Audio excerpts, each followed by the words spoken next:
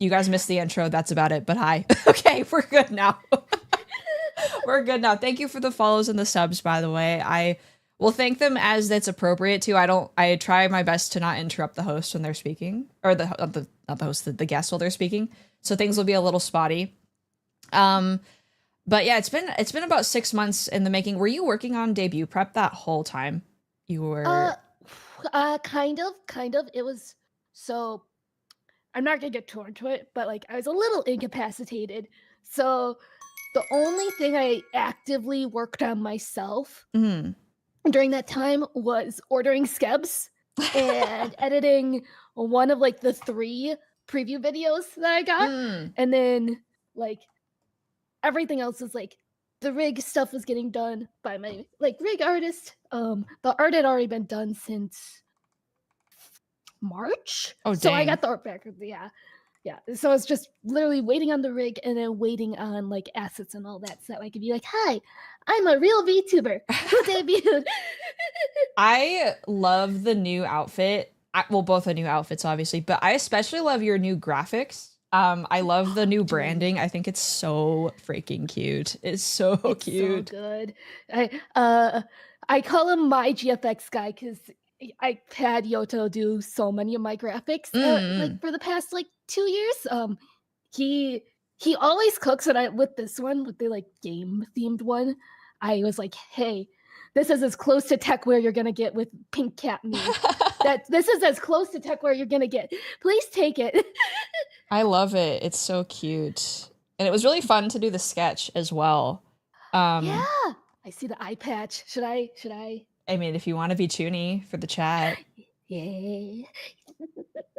It's so funny. I feel like the last like couple like Bewitching Banters, I've had somebody on like right after they've debuted. It's just how it's worked out. It's not even like it's like not even intentional at this point.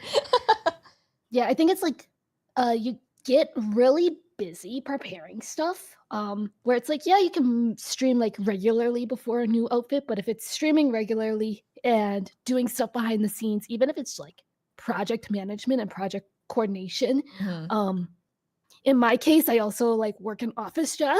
Yeah, I was gonna say like you are employed. Like that makes I am employed with a capital E. Yeah, like you have a big girl job. Yeah. So you are. I wish I didn't. I want to be a pink cat. I want to be a pink cat. I was gonna make a joke and say like at this point, like I feel like the employment to VTuber ratio is getting smaller and smaller. Like I feel like there's so many VTubers that are just like straight up unemployed. Yeah, like me. Well, I'm a student. That's not really unemployed, but like you know what I mean. Yeah. No, I know what you mean. Where it's like I feel like. So I started VTubing at a really interesting time because I technically, air quotes around technically, started back in November 2020. Yeah. And I also graduated college around that time. So for me, it was like I debuted and then I immediately went into job hunting and immediately had to go on hiatus because I'm like, hi, I need a job. It's 2021 and getting jobs right now is not great. Yeah. But seems like nothing's changed. About that, I wasn't gonna, But I was gonna say, like, being a student and also being able to stream, I feel like is kind of the best of both worlds if you're able to like handle the time management. Yeah. Because like you have the same amount of hours as a job, prototypically, but you have more flexibility with the hours because your classes might be like in the evening, so you can stream in the morning, or like morning and then you can stream in the afternoon, etc., etc. You can kind of mix and match and all that fun stuff. Well, yeah, and also peak hours are different. Like, because I feel like for most people like who have a job, it's harder for them to stream at an hour that is like actually good for viewership as well. Yeah, I'm sorry to the Europeans. Like, I want a different time. I want a different time. However, I do have to forsake your sleep schedules. Yeah, my European viewers are abused, unfortunately. I don't stream at good hours for EU at all. It's so sad. But yeah, we were talking about this off camera before we started, but I feel like you've been doing this longer than me, but like I feel geriatric. Oh, Now. trust me. With like seeing people come back and go away and then come back again, and also then seeing people who I've never seen ever before explode, and I'm like, is this like what about like when Skibbity Toilet got popular to like older millennials Oh my god. or like non-zillennial millennials, where I'm like, is this the same kind of confusion where like, who are you? Not in like a derogatory way, but like literally, I've never seen you. Yeah, I feel like also sometimes you'll talk to people and you'll be like, "Oh, you seem like I don't know, like 28, almost 30." And they're like, I'm 21." And I'm like, "Oh." And then on the other flip side, like you'll talk to somebody who's like you're like, "Oh, you must be like 19." Like then they're like, "Oh, yeah, I'm 32." And I'm like, Yeah. what are you talking about? Bear, you know my age. Yes. Or at least can guesstimate it. Mhm. If you didn't know it, what would you guesstimate like my age at? Well, the fact that you're open about being employed changes that. Honestly, like if I was gonna guess, I would be like 25 probably. Like if I didn't actually know how old you were. Okay. Yeah. 25 I feel is reasonable. Like that feels like Because you're reasonable. You moved out, you have a steady job. I know I've seen what you've been purchasing lately on your Listen, that is somebody with the taste of my age range who is employed. So it's No, Bear brought up a different topic. Don't be mean to me. Listen, whatever chat says that's mean to you, I've already seen it. Get behind me. They've already put it on Twitter. I see you guys. I'm lurking and stalking where you least expect it.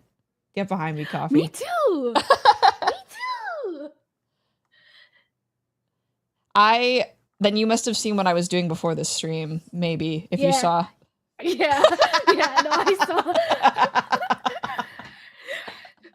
No, I saw it when I was like out and about and all that, and I was like, "Oh, Bear, oh, Bear." I watched Thor: Love and Thunder because I need some garbage on in the background when I'm sculpting for school. For those of you who are joining us from Coffee's channel, I'm in my last semester at art college, and my focus is actually 3D character modeling because of the fucking job market is terrible. And it was already hard for artists; it's even worse right now. But that's besides the point. I needed things that weren't YouTube and also weren't music because, believe it or not, you get tired of those things when you sit at your desk for like 16 hours a day working on something. So I decided to catch up on Marvel Slop, and slop that movie was, that's for sure. Do you want to hear about my latest slop consumption? Yes, absolutely. Okay. So, The Summer I Turned Pretty is an Amazon Prime series. Oh my god, Belly. Yeah, Belly! Yes, the girl that's named Belly. It's written and directed by Jenny Han, who's done To All the Boys I Ever Loved Before. Okay, I've heard of that. And XO Kitty. Okay. And basically, the premise is you meet Belly. Her name's Isabel, but everyone calls her Belly. Okay, I was gonna say that can't be her full name, right? Like, because I haven't seen the show, chat. I don't. No, her name is Jellybean. No, no, that's one of the nicknames that she has. Okay. Jelly Belly, Jellybean. Anyways, so the whole premise is before the first season, she was ugly and then she's not. Hence the title, The Summer I Turned Pretty. Her mom is best friend / in a lesbian relationship with this lady named Susanna. And Susanna's rich. She has a house, she has a beach house as a second house in like, think you're like Hampton, Nantucket, like that kind of vibe beach town. Sorry, I just read Kyle's chat message and that was the first thing I thought of when you said Jelly Bean. Yeah. I won't spoil too much of the plot, but I think she got into a love triangle with both of the brothers so that way she could somehow inherit the beach house through marriage. That's not actually why. But like, I mean, let's get your skip, like, bag fun though. stuff. Like, you know, I support it. I support it too. The housing market's like a beachside property. I mean, it could be underwater in like 10 years, but like, yeah, I mean, you gotta try, right? Yeah. So one of the brother, we're gonna skip like 3 seasons and like Okay. 7 years of like content with time skips. One of the brother that cheats on her during spring break. Oh And shit. in response, they get married or plan to get married. Yeah, no, like totally logical progression of events. Get cheated on, accept a wedding proposal. And I'm not like super traditional by any means, but no knee, no ring, no like proposal really elements. other than, like, let's Nah. get married. Get some ring after the fact. And again, I'm not very traditional. I don't ring shame. It's a sliver of tinfoil. Okay, I need to say something. I am also not Yeah. very traditional. However, I do think this might maybe this is too woke for some VTuber fans, but I do think that women have much more risk when they enter a marriage than a man does, right? Real. And so like there has to be at least some sort of value proposition, and if that's a ring and that's what you want, you do you. Right? So that's crazy to me.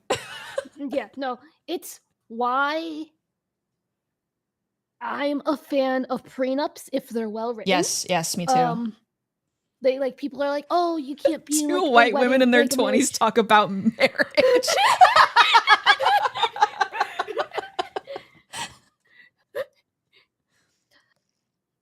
Hey, Coffee, you want to get married? Yeah. Okay. Bet. I mean, I'm already wearing white. I'm good. I have a good credit score. I think it would be good.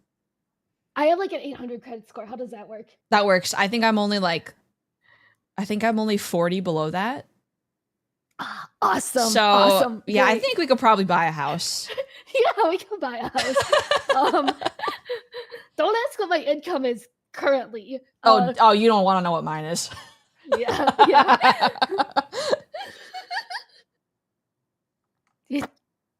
But yeah, no, there's so much like lore and plot there where I cannot like. I tried to explain it to one of my friends, and she said, "Kofi channel, that literally took you 40 minutes to explain." And I'm like, yeah. So what you're saying is I should watch this? Yes. Okay, I'll put it on the list after I finish all the garbage Marvel movies that I've set out to watch. If you ever need very specifically like young adult, like aimed towards women's novels, turn TV shows, turn movies, I have a lot of those. Were you like a watcher of like back in the day, like Teen Wolf and like the CW dramas and like Pretty Little Liars? Yes. Okay. Pretty Little Liars I read before the TV show came out. So I watched it and I'm like, this isn't like the book. This like angers me. Not actually, but you get the idea. Me when I date my teacher and it's portrayed as normal in the show and I'm in high school. Oh god. So watch/read Pretty Little Liars, watch/read Gossip Girl. Okay, I haven't seen Gossip Girl. Gossip Girl's peak. Teen Wolf a little bit. Supernatural. Okay. I was on Tumblr in the 2010s. Okay, I was gonna ask you, are you Super Hulock? I'm not Super Hulock, like in the sense of I couldn't get into Doctor Who. Okay, because I was like the opposite. I was a Sherlock and Doctor Who fan, but I couldn't get into Supernatural. Okay, that's fair. I think it's I just really like Jared Padalecki. But also like watching Doctor Who is like my birthright. Like it's the one British culture thing that like I feel like is somewhat relevant nowadays. So like I had to watch Doctor Who. Oh, do you know what else is basically British culture I've discovered over the weekend? Because 5 people have messaged me it. What? Formula One, because they actually have a Formula One like clubhouse over where like V Expo is right now. Oh, I did not know that. Yeah, because a lot of the drivers are British. Oh, Like, interesting. I'll put it like this. Most Formula One enjoyers are European. Yeah. And then there's like the subsection of like American motorsport fans that also watch F1. Yeah, I mean, that was my ex-roommate actually was one of those people. Yeah. I'm not a big motorsport as a whole. I like Formula One. I'm trying to get into IndyCar because I'm very close to a very awesome track. So I want to go to that very awesome track and understand its awesomeness in its whole. So we did have a question about Formula One, and if you guys didn't know, I take viewer questions on Bewitching Banter beforehand. And have I already closed the tab like a moron? No, I didn't close the tab. Okay. So I have a question here about F1, and it's by the Wonder Bubble. What are all of the events that led up to the 2021 Abu Dhabi Formula One Grand Prix? Because I know absolutely nothing about this, and your chat seems very interested in having you talk about this on here. Okay. Abu Dhabi 2021 as a whole, race-wise, is one of the most like insane races to date because it was the last race of the 2021 season, and it was a championship fight between Lewis Hamilton, who had 7 world championships at this point. Is that the guy who sang "Once I Was 7 years old"? Do they have like the same name, right? Like, yes, they do have the same. They have the same name. But I was gonna say, so it was a fight between Lewis Hamilton and Max Verstappen for the championship. Now, to give you an idea, there are multiple things that you can kind of win at in Formula One. It is a spec race, which means it's really up to the engineers and the team as a whole to make a good car, 2 good cars even. And basically, so you have the Constructors' Cup, which is the 2 cars that like gain the most points throughout the season. Placing like on the podium and like for the first 6 places gains you points of like various amounts. And they keep like these points tabulated so you can win a race, but you can win a season as well. Okay. So there's the Constructors' Cup, which is the most points between the 2 cars as a team. And then there's the championship, which is the most points that one singular driver gets. Wait, so is it like doubles the whole way through? For like yes, it's double. Yeah, for like the entire season, it's doubles. Sugi mentioned to me that there was like doomed Yowie. Yes. Okay, so that also involves Lewis Hamilton. He's basically the main character like 2021. He was the main character of F1 for like almost an entire decade. Okay, so he's like Naruto, basically. Yes, he's like Naruto. The doomed Yowie is Mercedes, for those of you who don't know. So is Nico Rosberg and Lewis Hamilton, because so Nico Rosberg is Sasuke. Yes.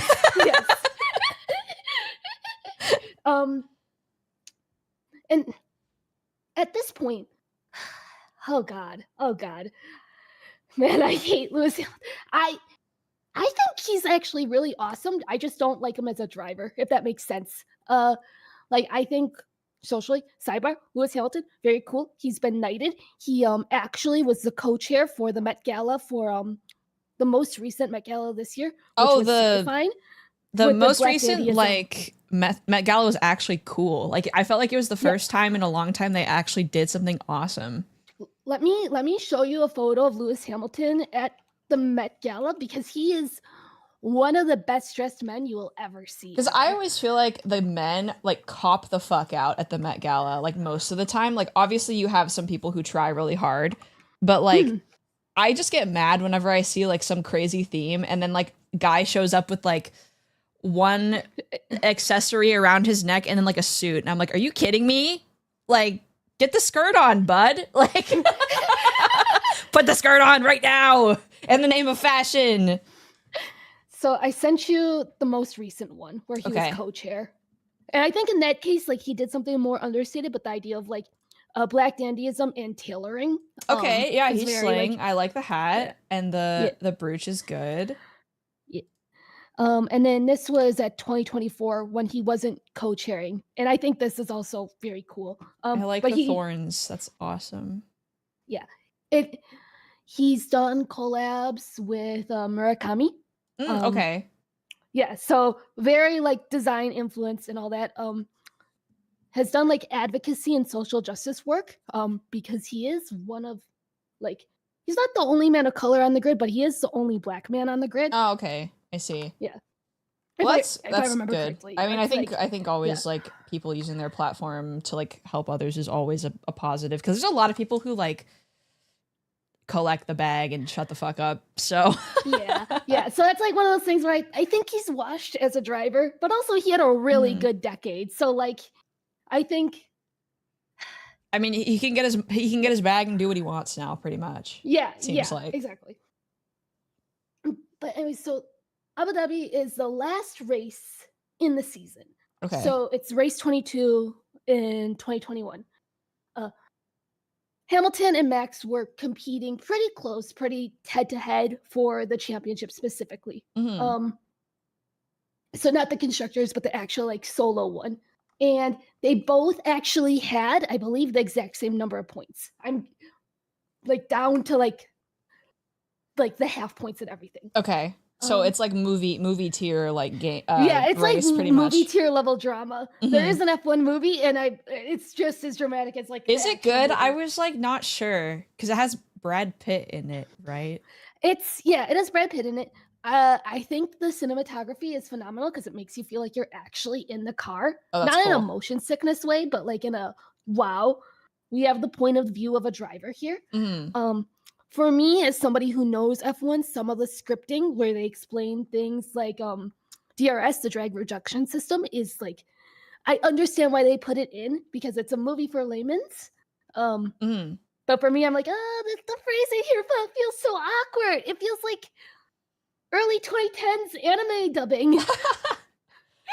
So what I'm hearing is we need to get you a race queen outfit. we do. or even just like the full suit. But like, yes, I do want. I had race queen art from Soy Mama that I got on Skeb a bit back, but I need to get updated race queen outfit. I want art from her. It's so happy. It's the White Girls on a Friday. Oh my god, it's White Girl with Friday. Happy White Girl with Friday.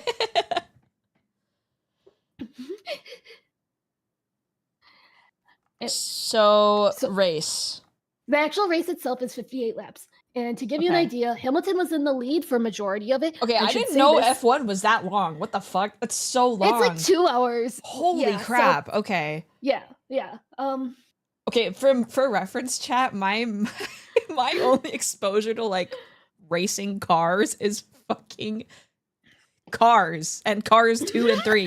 So like I thought they went around it like, I don't know, like 15 times and they were like, yeah, I'm fast. It's fine. I didn't realize it was like 50 times. How many miles do you think the Daytona 500 is? 500 miles. And how fast do you think those cars are probably going as supercars? Like, I'd say 120, 150 miles ish per hour. I might be a little. Yeah. I might be under. I don't know NASCAR, so like. I mean, they say 500, so I'm going to assume it's 500 miles, right? Like. Yeah. And like basically the lap times are very fast. They're like a minute, and like it's so fast. We're like fractions of a second between like how the cars are built, and that's why it's considered like a spec race. Can cost an entire like race. You Well, know? that makes sense because like just based on, and I'm really bad at explaining stuff like this, but I get the concept. Like it's the small things matter because the amount of times you go around the laps, like the changes add up to like seconds of time lost, basically. Yeah, exactly. Which actually gets into the next part of it. The reason why Abu Dhabi 2021 was so like contentious was that the race director said, "Hey, we're actually going to have like a number of cars that were lapped when there was a safety car out unlap themselves, basically. They don't have to like do this lap. Okay. That's a And that was choice. like really weird in timing. Yeah, it was a choice. And specifically, Hamilton was in the lead up until the safety car restart with all of this. And to give you an idea, safety car goes out when there's something like on the track that needs to be picked up, like, you know, tire debris, a dead hedgehog, that kind of stuff. I was trying to remember. Not hedgehog, groundhog, because that's actually an issue at Montreal. What the heck? Yeah. Yeah. That kind of stuff. So they bring out a car that still is like a fast car, but it means that then like the drivers have to go about like 50 to 70% of their operating speed, while people can actually like do stuff. And they have to keep information. So they can't overtake, they can't make any money moves, etc. But because the cars that were on the safety car like had been unlapped afterwards, Max Verstappen was actually able to overtake Lewis Hamilton. And the FIA, the operating agency, now mind you, we hate the FIA because they banned swearing. You have to pay $5,000 per swear now. What is this, the Overwatch League? I mean, it kind of is. It kind of is for reasons. That's a deep cut reference. I'm sorry if that doesn't make sense to you guys, but because like the Overwatch League has issues on where they get their money from sometimes, right? I think this was like initial Overwatch League, not even recent. I don't even think that Overwatch League exists anymore. I think it was because of like they had like an NBC placement or something, and like they banned like shit talking, and it's like, what's the point of like having a league if you can't shit talk each other on Twitter? Yeah. But yeah, there was, with the lap cars to unlap themselves before the restart, the move was kind of seen like not procedurally like something that happens normally, so it was really seen as, well, that was a choice. So Max is able to win. He got his first championship ever. The FIA had to like actually like look into it because enough people like got up in arms, were like, hey, either we didn't get points this race and we want the points because like the points totals and where our placement matters for wind tunnel time. And also, hey, Max shouldn't have won. It should have been Lewis Hamilton's 8th world championship. But FIA did like an internal inquiry, more or less, and they said, hey, we found no wrongdoing. We absolve ourselves of all wrongdoing. Oh, we absolve ourselves. Okay, we did an internal investigation on ourselves and it was okay. Yeah. Basically saying the race director, Michael Massey, acted in like not in bad faith. I'm trying to think of the best term for that. Okay.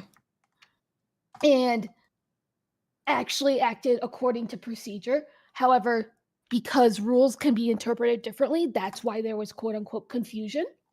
Okay. Interesting. Yeah.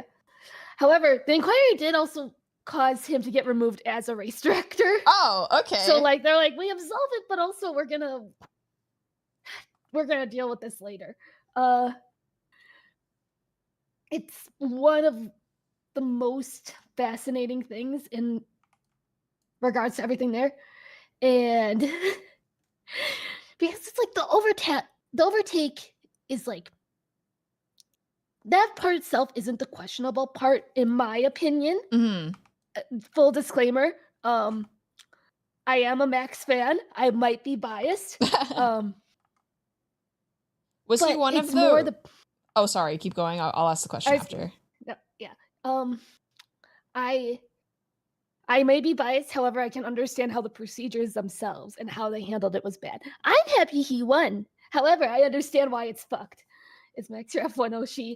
Yeah. So, yeah. Is he one of the drivers that like had the laps removed? And with regards to that, no, because he needed the additional lap. I should also say, other disclaimer, I only got an F1 like in 2023, so like I watched a VOD of it. to understand because I'm like, why is everyone talking about 2021 Abu Dhabi? What's going on here? This is like watching Uma Musume. Yeah, exactly. That's so interesting because I feel like lately I've seen a lot more women getting into F1, and I'm like, what is this like? Where is this coming from? I think it's a combination of a few things. There's a lot of influencer marketing now, specifically in the West, with regards to F1, Okay. and so like they have a race in Miami, Mhm. and that one they invite like influencers too. I think people also perceive watching F1 as like a rich people sport, if that makes sense. Yeah. Because I mean, it kind of is a rich people sport to like participate and go, but like you can pirate a live stream for it. You can watch a live stream like pirated. Yeah. But yeah, so I think it's a combination of those two things, and I just think also there is a driver. His name is George Russell. He's very pretty. And I see a lot of girls. I see a lot of girls have parasocial relationships with the drivers. All right, hold on. I'm looking this man up. What is his name? George Russell. I can also get you an image. Oh, Like he's pretty. yeah. I don't know if actually no. The press photos of him in the sunlight are way better than like his actual headshots. The actual I was gonna say the headshots suck, but like Yeah. there was a TikTok I saw where he was like doing this little like foot thing where do you ever like kind of like bonk your toes like on the ground like while you're waiting, kind of like with your foot like at a 90-degree angle? Does that make sense? Kind of. I think I know what you're talking about. Yeah. Am I gonna take a photo of my feet to kind of show what I mean here? Oh my god, I'm getting exclusive coffee feet pictures. Fuck you, chat. This is for me only. Let me put on sandals to like do the whole like motion. I think I know what you're saying, because like you have to have shoes for this to work, right? Yeah, basically. Release the grippers. I think that's Coffee's. She has to name her $50. price. Oh, that's $50. No, that's too low. You need to ask for more money than that. Okay. Let me go here. Let me go here. Let me do this and add. But there was a TikTok where he did this like specific foot maneuver like in an interview, like a street interview, and I'm like, wow, that's really cute. Does that make sense? I'm like, I get it now, girl. This is like K-pop like boy. Yes. Like idol. Like, you know how like I don't know if you're like a K-pop fan. I know like idol biases and all that. Like for those of you who don't like follow K-pop fan culture, like there's a lot of things that idols are, I think they're trained to do this for the most part, like do little quirky things to get fans to like them, or like Ayaga-san. Yes, or yeah. Well, my K-pop boy does the extreme, like filming himself breaking into his his group mate's house when his group mate was still in the military and stealing his clothes and posting it online and then leaving. So I think he's a little bit different. But you know, stuff like that, you know. Yeah. That's so interesting. Yeah. This is a whole world I don't know anything about. I do see the appeal though. Yeah, it's literally like, okay, if you want to like, when they do the European races as well, that usually means they start at like 8 a.m.-ish, 9 a.m.-ish, depending on your time zone in the US. I know there are more time zones, but like you get the idea. Yeah. So if you just like put that on while doing like chores in the morning, it's like, wow, this feels like a productive morning, versus like, I'm going to be a hater on my own family members. They love football and it's like at night, but I feel like enjoying sports at night, like on a Sunday, that's like, I don't think that's peak like weekend utilization. Oh, so are you a weekend min-maxer? I am a bit of a weekend min-maxer. It depends on do you know the Bones or No Bones Day trend from like 2020? Yes, I remember the pug. a- I miss him every day. I miss him too. That's I think where I kind of come from, where it's like I will either have a most active weekend ever, Mm-hmm. and I will have like 8 million things done, or I'm going to just be slumped in bed with like an ice cream and just scroll TikToks for an entire weekend, and there's no in between. Yeah, like rot time. Yeah. Yeah, I had forced rot time yesterday because my internet broke. Oh Would you like to hear the story no. of Yes, yes, I would love to hear the story. Of it. Okay. So I know that in your line of work, because you work CS related stuff, right? Like Yes, yeah. So yeah. maybe some of this will like make you insane. I used to work infra, if that makes like more sense, like infra networking. Okay. So, oh yeah, this will make you insane. So Yeah. my dad, Papa Bear, he has our home network set up on 2 providers. So Why? it does load bearing. I don't know.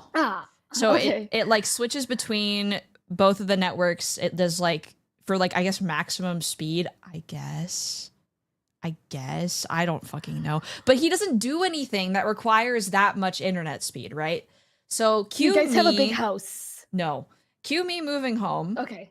right? And I'm the one who uses the most internet by a long shot because I stream, right? Yeah. And the thing is, I'm 95% sure my dad does not have the internet set up to where any device on the network is a priority. Oh, So, okay. So Q yesterday, I leave the house at 7 a.m. because I have to commute to class. I have to drive pretty far. And I'm out until like 3 p.m. And I get home and Grandma Bear lives with me. And it's just me and her because Papa Bear and Mama Bear had to travel for medical care. My dad had to have surgery. My dad actually had surgery 2 days ago. He's doing very well, surprisingly. I was about to ask. Yes. So all is good at the moment because he was actually able to help me fix the network yesterday from his hospital bed. Bless Papa Bear. But I'm just happy that he's like well enough to like have me bother him about that sort of thing as of right now. But besides the point, so it went completely off. The only thing in the house that was working was my grandma's TV. Okay. Which is weird, right? Like, if you know anything about, like, internet, like, that is, like, why is everything else broken except for her TV? That makes no fucking sense whatsoever. So, I'm, like, calling my dad, bothering him. I didn't have access to the router because of fucking course I don't, because he has one of those, like, really fancy ones that, like, require you to, like, log into it to do anything. And I can't do shit without internet. Like, I have to have it for homework because I'm in the phase of, like, my project where I'm, like, collecting a lot of reference images and doing, like, design work. So I need a lot of, you know, stuff like that. So I'm, like, waiting. And so Papa Bear FaceTimes me when we go through this. So I reset the router. I reset both modems. I reset, like, the power thingy because we have, like, a whole thing in our closet with, like, the router and, like, all this shit. It's like a big thing. I don't know how to describe it. It's ridiculous. But anyway, nothing's working. And I can see the throughput on the router because there's like a screen that like shows. Yeah. And it's showing the internet like we're getting it and then it's dropping to 0 like immediately. Yeah. So I'm like, is there something like throttling it? Like, I don't know what's happening. And my dad was like, no, it must be failing. It must be failing. I don't know what's going on. And so I give up and we're like, okay, well, this might just fix itself in the next day or so because we've already tried like restarting everything. He calls me like an hour later and he's like, can you unplug the pie hole for me? So let me paint a picture. Why is it a pie hole? Let me fucking paint a picture of my biggest op, this fucking pie hole. I hate this motherfucker so much. So I'm actually so pissed about it. So he's had this fucking thing for like 10 years at this point, right? And initially... Does it work? Does this pie hole actually work? It worked until about like 2 years ago. So he got it because he wanted in-network ad blocking. And like, I get the thought process, right? Yeah. He wants to block in-network ads. But the way that this fucking thing blocks in-network ads blocks like, I'm pretty sure the way that it works is it blocks a certain type of like format of pop-up, or like, so like Google Shop doesn't work if you click on anything. Like, I literally, for when I was a kid, it blocked me from playing Love Live School Idol Project on my phone. So I had to play it on data for the entire time I was playing that. Like, there were things that were like that it would break, right? So my dad, I mean, I don't know if he's updated it since. I think he was updating the software, but like, as all of you probably know, like, if you have an ad blocker within the last like maybe 6 or so months, like YouTube and Twitch have both changed the way that like ads are being displayed to people, right? And like breaking ad blockers and stuff. So the pie hole hasn't worked. It hasn't worked in the last, like, I mean, since I moved home. Like, all it did was break my sound alerts and like fuck off for a little bit. It's like what it did. So Papa Bear is like, unplug the pie hole. That was what it was.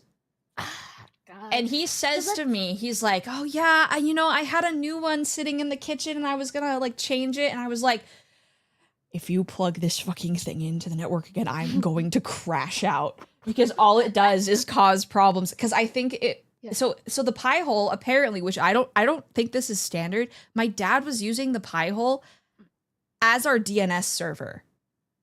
I know it can do DNS stuff, like, but I would use something separate. Like, I would, in terms of like software wise, and because like, okay, obviously Pi-hole is built on a Raspberry Pi. You plug it into what you need to plug it into. You might need a display depending on the one you have, all that fun stuff. I'm assuming everyone here knows what Raspberry Pi is, and I'm not going to get into that. You can Google it. It's pretty self-explanatory, I feel like. It's pretty self-explanatory. But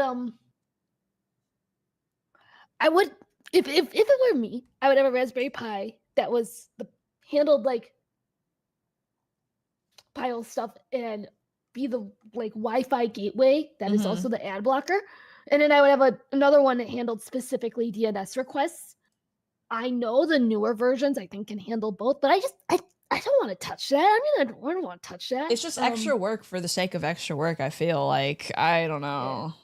Yeah. It is a bad practice. It's not like I am not like up to standard on my like networking infra knowledge. I should say that. It's been like half a decade. I studied for CompTIA. I didn't take it because I quit the job where I was infra.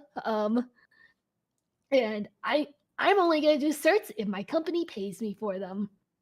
Yeah, Papa Bear he went to college for business in the 80s. And everything he knows has been like just him teaching himself stuff. So I think is based. It is based. I'm glad that he knows, because he's like 60 now, and I think most people can't like say that their parents understand what a fucking router is, like, for the most part. So like, I'm lucky in that regard, but my dad is just as stubborn as me and refuses to like understand when maybe he's doing something the wrong way and like causing other problems, like even if it like technically works. So this pie hole has been my biggest op ever since I moved home, basically. So yeah, and it broke the internet yesterday, so that was really awesome, because I was like, I was like, okay, I have to plan out all my homework so I can play Silk Song this weekend, and also like do Bewitching Banter, because I'm taking 18 credits. I was like, okay, I have to plan everything. So now everything is messed up, and I have to figure out how I'm gonna survive. But it's okay. We're still playing. Invent another day. True. Solution. I play Silk Song anyway. I've been responsible, and I will continue to be responsible. I will figure out a way to make this work. So yeah. But yeah, that was my day yesterday, wrestling with the pie hole. So that was awesome. That's awesome. Yeah. I haven't set up any network ad blockers yet. I've considered it, but also device-wise, like, I'm sorry for anyone that this offends the sensibilities of. I have YouTube Premium already, just so that way I can listen to music while having the YouTube app like closed. So when it comes to ads, like, I don't have them on my TV. And then in-browser ones, just like, even if I got a network ad blocker, I think in-browser ads would still pop up without like breaking my entire network. So I'm like, I don't want to deal with that right now. I work from home. I stream. Honestly, the way that I see it is like I don't mind watching ads for people who I want to give money to. Real. So like I don't really care, to be honest with you. Yeah. It's he's gonna say like despite what people here may tell you, I'm not on like those websites where it's like hot singles in your area where they have the really invasive ads. Well, even that then, often? like I feel like nowadays you kind of have to be dumb to get a virus that way. Yeah, no, that I agree with. Where it's like I can ignore the hot signals in my area. I can.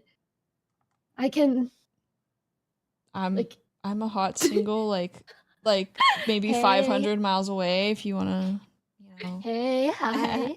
Hey, hi. Hey. I won't give you a virus, or maybe I will. I don't know. Maybe I will. As Sabrina Carpenter said, don't worry, I have insurance. But yeah, so that was really awesome because like for me, everything I've learned about like fixing networks has been like trial by fire. So I don't know what the hell I'm doing. But I'm just glad that I could get it fixed because I was getting ready to have to buy my own router to like do my homework. I was gonna like freak out. Yeah.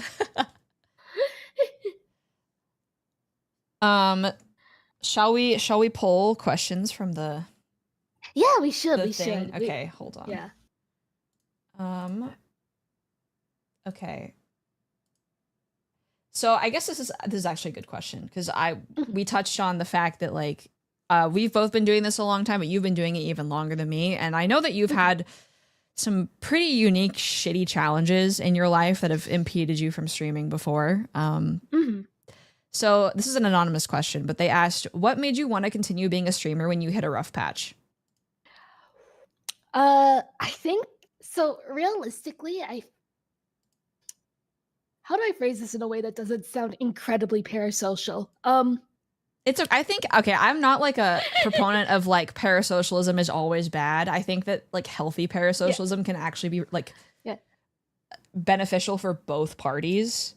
No, it's I'm thinking like it's not really that bad of a comment. It's like I think with like any kind of like online dynamic, the goal for me personally is to always like strive to do my best and to always like do better.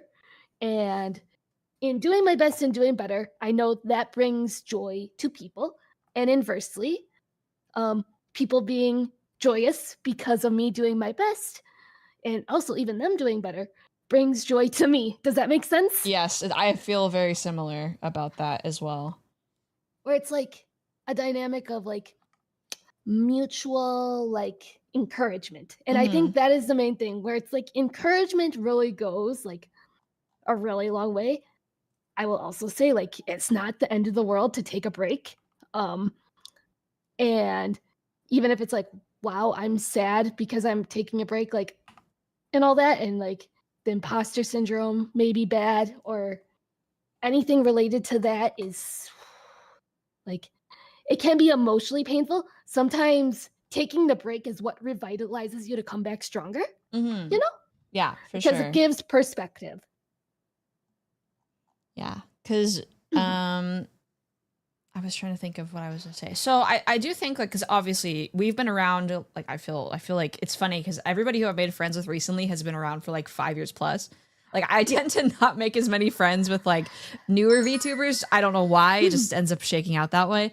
But so I always feel like baby, you know, like when I talk to people who have been around since 2020. So I had Hazmi on and I had, who else did I have on? That was Sugi as well. They've been around for a super long time. And I started in 2022. Which now seems like forever ago, right? But I've realized something recently that I find very interesting, and I wanted to see if you've kind of noticed it as well. Obviously, everybody complains to hell and back about like the VTuber community, but like I have noticed lately, like in the more seasoned VTubers who've been around longer, I've noticed a very interesting lean into idol culture lately. Yeah, Yeah, I think it's because a lot of it was like for a lot of the VTubers that I knew then, and a lot of the VTubers like I still interact with now. Mhm. For those of them that are open about like what they've done in the past before VTubing, a lot of it was like utaite work, Yeah. and a lot of it was also like cosplay and all that. And I think there's also a very like there's a very heavy overlap with both of those like hobbies, specifically into like Love Live, because Yes, I was saying the other day, I was like, listen, I need you all to know that everything ties back to 2014 Love Live. Like there are signs, man. Like like there's a VTuber who graduated. Her name's Akane Kurosawa. I love her with all my heart dearly. I wish she was real. Her last name is literally Kurosawa because of like Dia Kurosawa, and I had hair because of like Ruby and all that. So it's I think a part of it is enjoying 2D idol stuff. mhm. I think this is really recent, but like Uma Musume Global and the hype around Uma Musume Global Yeah. was an effect for it.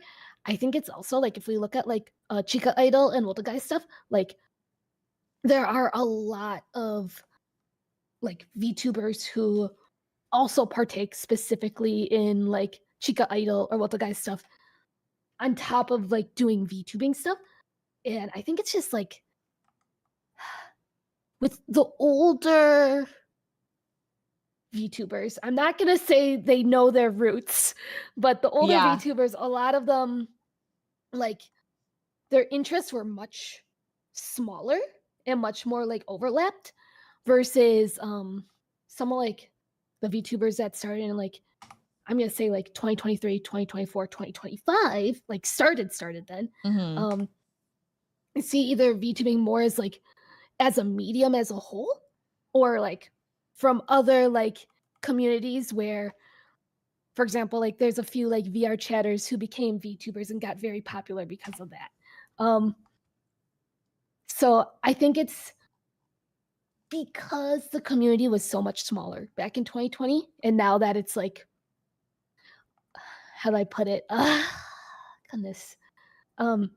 Now that people are seeing, oh, the idol stuff is actually okay, because I think there's also a little bit of like social faux pas if you leaned too much into idol stuff. High key, I completely agree with this because I also felt like I wanted to lean more into idol stuff, but everybody was like, idol culture is bad. I'm like, no, it's not, guys. It's not. You just don't get it. You just don't listen to anyone.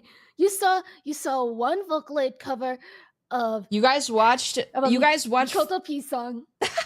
You guys watched what's it called? Why am I forgetting the name?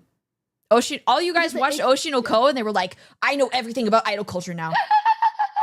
I watched like, episode 1, so I know the idol culture is bad, actually. Yeah, or the AKB48 scandal. Yes. With where they're like, oh, so therefore idol culture as a whole is bad. And like, mind you, I'm gonna just say it like this. Like when it comes to like the quote unquote dating rule, I think that's just like for the interest and safety of like idols and content creators as a whole, like where they won't be open about their relationships. Because, I mean, people will harass their significant others. Like that is just a given, you know, like. Yeah. Like, I'll put it like this. Look at like Ludwig and like QT. Like QT gets harassed just for like dating Ludwig, and she's like an insanely good streamer in her own right. And like, she was more popular than he was when they started dating as well. Yeah, exactly. So it's like, I think people like when I say like the parasocial thing, I usually mean it like 70% in jest, because I think a lot of things get marked as parasocial that really aren't. No, yeah, I totally agree. Yeah. I think that it's interesting because like I don't know, I'm happy that like idol culture stuff is getting like more popular in the VTuber community, and but also like going back, okay, I remember what I was gonna say. Going back to the dating thing, like I think the best example of this, like and I'm sorry to mention drama, but the Cinder stuff, like she got Oh more my God. harassed for her boyfriend and like being like quote unquote cheating or whatever than like the business like sabotage. Obviously, I don't want to get too into it because like we don't need to talk about drama, but like that is like such a good example of what happens when you have a significant other, because they are unfortunately or fortunately tied to your reputation, and what they do reflects upon you whether you like it or not. Right? Yeah, no, I agree with that sentiment completely. It's also like I think people don't recognize as often in the similar vein that who they associate with, like they can say like follows don't equal endorsement, or like it is endorsement thoughts though. are my own. Yeah, like but most specifically, like who is in your friend group and who you co-opt the most speaks on you as a person, even if you quote unquote like don't agree with it. Like that's like I think in that same like realm. Yeah, I mean it's like you can say follows don't equal endorsement, but if there's a pattern, there's a pattern, my dude. Like Yeah. you know? It's very interesting because I think that it's like I think the best route is like what Nimi did, where her fiance. Oh, by the way, I'm getting married. Yeah, and her fiance is offline, right? Like, it would be totally different because, like, I mean, we all know that the 4chan schizos exist, right? And like, if they were a public facing person, like, they would probably have been inundated with death threats. Like, let's be so honest here. You know? Exactly. Yeah. So it's not even a matter of like idol culture bad, they can't talk about who they're dating. It's more like people on the internet are fucking crazy, and like you have to think 2 seconds about like maybe if I reveal who I'm dating, like that would be a detriment to their life. And well-being, you know? Yeah. Like, is this like something where like I hate thinking about like these kinds of dynamics in this way, but it's like cost benefit analysis. Where it's like, okay, is it really worth it for me to like reveal like this information if it's like, and then it comes to like anything with regards to like any topic, where especially with streaming, where it's like, okay, should I share this? Is this something that like in my private life that is occurring where it's appropriate to that kind of stuff? Yeah, the way I see it is like you can say all you want, like oh, you stream for fun, like you should, you know, do what you want, but like most people on like they say that, but like underneath the surface, like they are treating this like a business, and you have to like consider what will affect your bottom line, whether that's reputation, money, whatever, or even just like your well-being, right? So even if you don't do it like for money, like it's still you still kind of have to treat this like a business. You still have a brand. Like it's like I know my brand is incredibly cursed, and I think yours is a little bit as well. But like it's one of those things where I think streamers bite their tongues a lot, and it's not inherently a bad thing to do so when you're so online. Yeah, and also like not everybody, I feel like people also forget that like what we do is like so incredibly niche. Like streaming is still very niche, and like things that happen in the streaming space don't always translate to real life. But I did I don't remember. Oh, I think it was actually Soda Pop, and I was listening to like a clip. He was talking about this, but he was saying that like 10 years ago, like what you said online like wouldn't get back to you IRL. Like what you did on the internet wasn't actually real, but like within the last 5 years or so, like the internet is actually real, you know? Like whilst what happens in the streaming space might not be big in the grand scheme of things, like it still affects people like IRL as well. Yeah. And that's kind of one of those things, like I know like we can look at swatting as an example for that, where it's like, granted, do I think it's probably happened like for a longer time? just not as prevalent, yes, but now it's because there's more people on the internet, there's more people who learn like not good skills, Yeah. and therefore more people that can be bad actors in that regard. Yeah, some of the stuff that I see even on TikTok is like, are these people like real with a conscience? Like, how are you saying this right now? Like, this is crazy. Yeah. Even normie TikTok is like so mean. Like, oh my God. No, that's the thing where I'm like, I would like, I'll watch TikToks like in my free time, like if I'm like, okay, I really don't have anything to do. Mhm. And I'm just sitting here like, okay, why are we putting this on the internet? Yeah, Why kids are why out we- here like putting their like, they're like, okay, guys, this is the front of my house. Like, dude. Or there's a trend where it's like, okay, I'll support you, but all the way from like over here. And it's like find my friends. And I'm like, why are you posting not only yourself's locations, like, unless it's like super, super zoomed out. And even then, I think that's a little like you have to be very intentional with what you do share on the internet. And I'm just like, why are you posting this, man? Not only are you like posting your private information, you're posting like your friend's private information. You're a bad friend. Yeah, it's crazy because I feel like our age group grew up in a time of like, don't talk to strangers, don't tell them your age, don't tell them your address, don't tell them XYZ. Like, and the kids nowadays are just like, my name's Timmy, I live on 626 Roblox Road, and I go to this school, it's in my bio. Like, oh I'm my 16, God. adults do not interact. I'm a minor, don't talk to me. Yeah, like, not necessarily internet privacy, but my younger sister is not tech literate at all. She had issues connecting her Bluetooth keyboard to her laptop at school this week. So she called me. She FaceTimed me. She's like, "Coffee channel, can you help me?" And I'm like, "Not through a tiny phone screen. Go to your like help desk.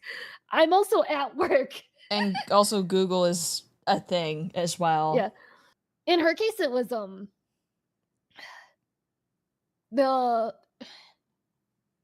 Bluetooth, like, you know, there's like Bluetooth, and then there's also like I believe it is like 2.5 gigahertz band on keyboards.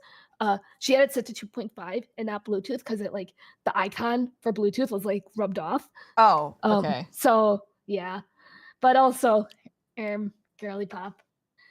Yeah. I need to give her like a computer crash course guide. Yeah, I had Sister Bear called me the other day and she was helping her girlfriend move her computer and they dropped it. And she calls me and she's like, what is this thing that just fell out of the computer with like no description? And I'm like, girl, am I a mind reader? Like, I don't know what I'm supposed to tell you. High resolution images at the very least, please. Yeah, and I'm like, and she's like, well, what's in the bottom of a computer? And I'm like, it depends, man. I don't know. Like, yeah, I'm glad. I mean, obviously, like being older Gen Z has its downsides for sure. But also I feel like we got the last chopper out of Nom when it comes to like using a computer properly. Oh, real, because like everything is an app now. Yeah, like, and also ChatGPT, like I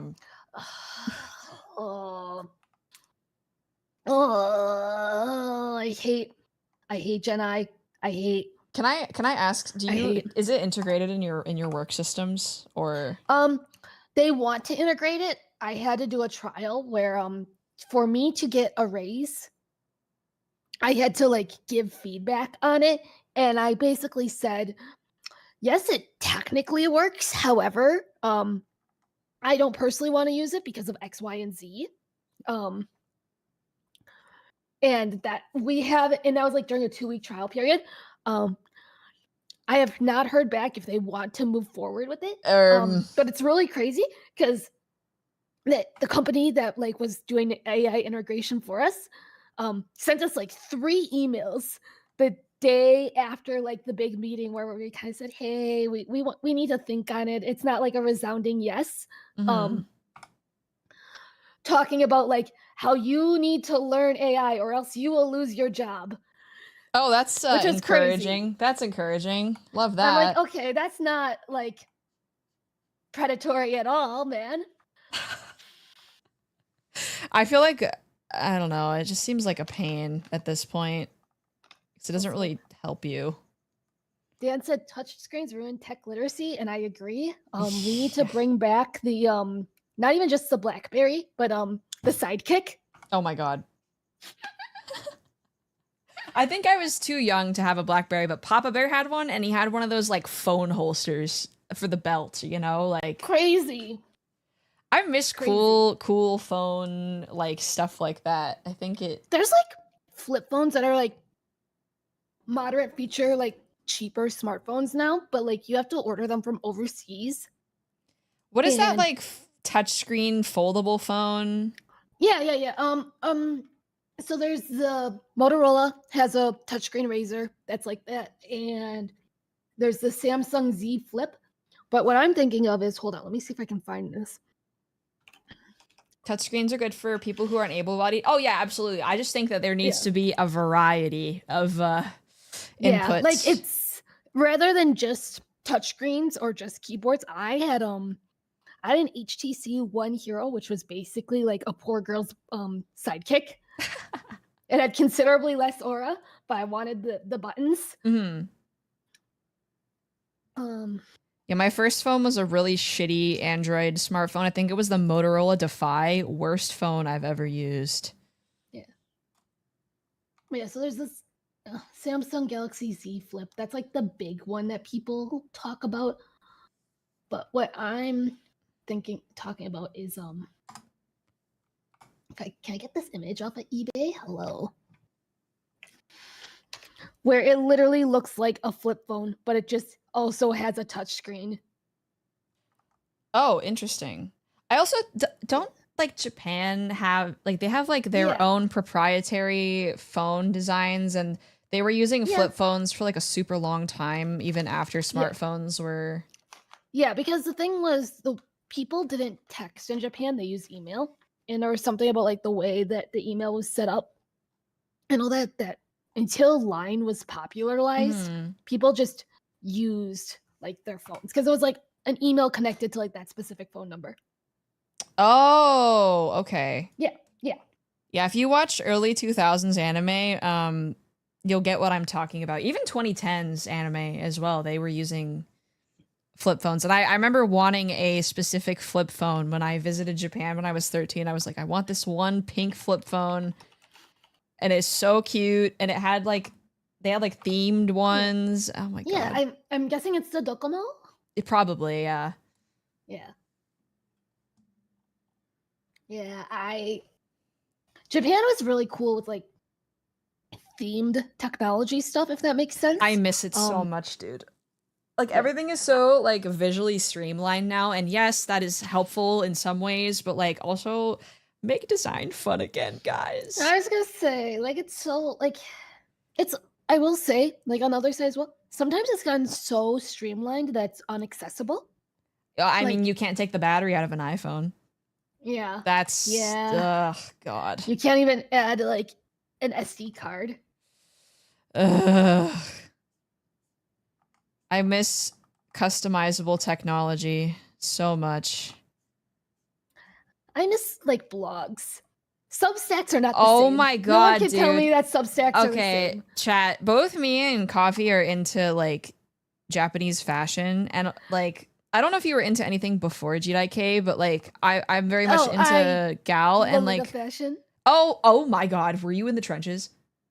I was in the LiveJournal trenches as a lurker, but like I was in the LiveJournal trenches. Oh my god. Hold on. I'm gonna see if this is still online. Like a lot of like early 2010 like Japanese fashion substyles were like predominantly like through blogs. Like everything was through blogs, whether it was Tumblr, LiveJournal, whatever else. So it's a very different culture nowadays for sure. Yeah, okay. I privated that account, so I can't actually link it to you, which is actually probably for the best. However, I have some photos of cords that I will send you after stream. Oh my god.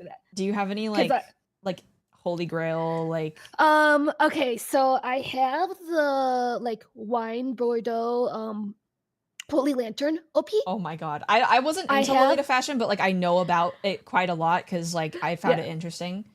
yeah, and I have Gray Cat's Tea Party before they did the made to order re-release. Oh my god. If that kind of shows you what my spending habits have somehow gotten better than in the past. Yeah, I don't know how to describe this to people who don't know about Lolita fashion, but like a lot of it was small batch, one size fits all from like two brands in Japan, and it was not very accessible to people who lived in Also, the the yen was US. really high at the time, so Yes. it's like 100 to 1. Yes, and nowadays you can pretty much like get anything online because there's like proxy shipping. There was not proxy shipping back in the day. Services like where you could like have somebody you had to like be in Japan. You had to have like an address in Japan to like get the You had to get have the an stuff. address in Japan or a credit card in Japan. There was one like shopping person who existed, but she was like the only one. It was like Tenshi Shop. Oh, and, like, oh my god, that just brought back memories. Holy shit, dude. And I know like From Japan existed, and you could, but having From Japan buy a release for you that was like a bloodbath, was hell. It was hell. I mean, they take like hours to buy anyway, so Yeah. like you're probably not gonna get what you want. You weren't gonna get it. Yeah. So I wasn't in the Lolita trenches, but I remember so my first style that I really wanted to get into was himekaji, like the Yeah. So, but the thing is, right, like Liz Lisa was the big brand at the time. Now Liz Lisa does JIK stuff. They're kind of because they're kind of dipping back into himekaji, but like it's not really. It's like French Dolly himekaji. I think somebody said I was wrong for this, but I'm gonna say it to you, and I think you'll agree. Liz Lisa is kind of fast fashion. Oh, by J Fashion standard. absolutely, yes. And they're so expensive as well. What the fuck? Yeah. They said no? That shit's made of polyester, brother. Like, what are you saying right now? And, like, in the sense of, like, they hop trends, and I understand why. It's a good business model, kind of, in the sense of, because it's, like, Lime, JIK, Yonsagata are all, like, very Shibuya-based. Mm-hmm. J Fashions, rather than, like, whereas Lolita, VK, Goth was more Harajuku style. J VK Fashions as well. Yeah. Yeah, Lolita is not something people can replicate. It's way too complicated for it to be like. It's also expensive material-wise, where getting the materials as one person would probably be like $3K. I'm gonna like $3K. It's like, to give you an idea, fabric alone is probably like, if somebody is very, very, very good at pattern making, probably 3 yards for like the outer shell, maybe 5 yards, depending on the length of the dress. Another 2 yards, I think, for like the skirt and like bodice lining. If you need boning, you need to learn how to sew boning, because some of those tops are corseted. Make a petticoat, like that's huge for that style too. Yeah. But yeah, I really wanted Liz Lisa, but like there was only. I remember of this vividly. Like they did a pop-up. They did a single pop-up in the US, and it was in San Francisco. Of course it was. And I'm from SoCal, and I was 13 at the time. And everything on eBay was so much money because you could buy used Liz Lisa, but it was always like 75 plus. And this was on like 2013, and that's expensive for 2013 clothes, right? Yeah. I mean, now it's expensive because people are reselling, because there's a bit of a resurgence online now with the fashion. Mm-hmm. Thoughts about that I will keep to myself. Real. But yeah, it's so different nowadays. Like, I feel like the children don't know how much of a ordeal it was to get brand clothing, because J Fashion, like a lot of like really popular, especially like really femme J Fashion styles are very brand focused. Gyaru less so, I would say, because now you can like, I mean, you could just like do whatever. It's more about like the makeup and the nails and mindset, but like, You can wear a school uniform and yeah, like, still. well, I have thoughts about that too, but like Jidai and like Lolita are very brand focused from what I understand as well. Like, yeah, there's exceptions. Like, there are some really awesome Taobao brands and like indie Japanese and Chinese brands, but that is still also like for somebody who lives in the US, that's still that's a really like difficult process, because this was at the point when Taobao wasn't shipping directly outside of China.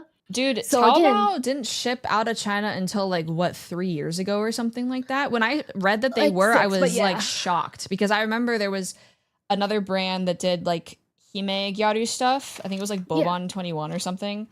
And I remember everybody wanted stuff from there and they were like, here's how to get stuff from Taobao. And I remember watching the video and I was like, I am never doing this. This is so complicated.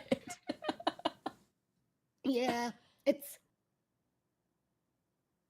so like, but even then, having a shopping service is like, I understand why. You're paying somebody for a service. It's like paying like somebody to help assemble IKEA furniture. Like, and they have to like, sometimes they have to like actually go to like said store to like get the thing that you're asking them to do as well. So that's an added cost. Yeah. So, but like for me, I'll say this. I love my fashion pieces. But I'm also like very considerably frugal. Almost everything I own from Lolita and almost everything I own, like even with like Western designer stuff, is all secondhand. Well, I feel like nowadays, like there's no point in buying new anymore. I feel real. Like I completely agree. Like there are some exceptions if you can get something like on sale, or if it's something where you shouldn't buy it like secondhand. Like I will be like very iffy about like secondhand shoes, if that makes sense. Where I'm like, okay, yeah, I agree with how that. much have they actually used it? How much like off is it? Like how much is that worth? But yeah. But if it's actually like high quality though, like there's no reason not to get it secondhand though. Because like the quality should show through.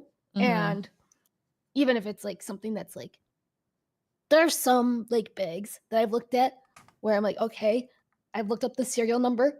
This is like 10 years old, but it still like looks new. Yeah. Or you could like clean it or whatever. Yeah. Clean it, like condition it, all that fun stuff. But I also sorry. The one thing, my main gripe, I think, with Lolita fashion and Himekaji at the time when I was more wearing it, now I wear more Western stuff, but it's like kind of a mix, is it was so inaccessible sizing wise. Oh my god. Like they were allergic to shirring. I mean, they're still like that. Like they're not, they've gotten better, but it's still pretty bad. You know? I feel like for me, I'm probably like the limit of what can fit into Japanese free size, and I'm not like it's just like, it's like sorry, I have an ass. Like sue me, I guess. Japanese government. Mine is I have a bit of a tummy, and like that's not the end of the world. Where I don't like. Well, I don't think I look bad. But that's like, normal though. Like if you're healthy and you know, like that's you're not gonna be built like you were in high school forever. You know exactly. Like you will develop hips. You will develop like stomach. Like there are gonna be areas that store fat that didn't store fat in the past. 25-year-old puberty too. Let's go. I also feel like as well, the thing that I find frustrating about the newer styles that are coming out, like Jidai is a great example of this. Like a lot of these clothes are not made to last. So if you want to buy them secondhand, like it is a gamble if you want to. It is. Like you have to buy directly from the seller, and it's always fast fashion brands for the most part. Yeah. I got a JIK set up secondhand from like a last year or the Mm-hmm. year prior. And uh this is not like in the same realm, but the seller hid stains in the listing Oh photo. my god. It was bad. It was really bad. Where I basically had to peroxide like the entire like back flap of like the shirt. Like you know how there's like the sailor style like setups. Uh-huh, yeah. And then they have like the little back flap. Well, imagine the back flap's white, Yeah. and then it's like black in like the vest, and then like white under the sleeves. Mm-hmm. I had to peroxide the sleeves in the back flap, and there was like makeup transference on the Oh my front of god. like the sailor collar, and I'm like, what did you do? Where in the shimmy meltdown was this from? And also, like, they're really hard to wash because a lot of the fabric it's polyester, very delicate, and there are also charms, like metal pieces that are like really hard. Like, you can't just put it in the washer. Like, you have to hand wash that shit, or else it's just gonna like fall apart. Yeah, it's hand wash. If you're really lazy, do a lingerie bag and then do it on a delicate cycle. Yeah. Or a pillowcase, because at least then the charms won't fall off and then go back in. And but also I am a proponent of like spot cleaning. Yeah, me too. Yeah. If it doesn't smell bad and it's not gross, it's fine. Yeah. It's like jeans. Yeah, exactly. I don't know. It's just like interesting because I feel like Lolita as well is kind of similar. Like you have to have brand or else it's not going to look the same because it's so niche. And it sucks because especially now with like all the tariffs and stuff, like it's making the style even more inaccessible because yeah, you could buy a secondhand, but like everybody and their mom is scalping right now. Like it's actually insane. Yeah. That's one of those things as well where I feel like people are pricing up knowing that like buying internationally. It's also so on top of there being tariffs and duties, Japan closed out Japan Post. Liz Lisa dropped the top that I want so bad like 2 days ago, and I was like, "Can you wait until this is like fixed, please?" Like, yeah. I will tell you, because they only do DHL. Even with the tariffs, like the tariff itself is like less than ideal. DHL has a minimum $17 courier fee for handling tariffs. That doesn't surprise me. Yeah, and the only time they will drop that $17 fee is if that $17 is less than 2% of your total order. So if you're like ordering so you'd have to of dollars, you'd have to pay like $1,000 for that to be to even out. There's no girl mathing our way out of this chat. Yeah. So it would be like that 17 plus. I'm assuming the top is like $90 US, I think it's like shipping. 70. Okay. I was trying to think what the yen is and what they have it at right now. So it'd be like 30-ish in duties and tariffs. Yeah, that's not worth it. Percentages. Yeah, it's not worth it. Yeah. Yeah, it's not a great time to be into alternative fashion that is like based off of anything like, overseas. Yeah. Well, I know that Good Smile suspended shipping as well, and they like dropped a bunch of like cute figures for pre-order. And it's like, how are we supposed to get any of this stuff? Sad. It is sad. I'm drawing your eye patch right now. I see you're locked in. I am locked in. You're locked in. Okay. I'm gonna grab another question for us. How are you feeling, by the way, Vibe Check? I'm feeling great. I'm having fun. I got to talk about Formula One. Yeah. I got to talk about JIK. This is like my ideal stream world. Okay. Oh my god. I don't know if you can hear that plane. That was so loud. A little bit, but not really. Okay. Complete 180. This is another anonymous question. What is one food item that you think is overhyped?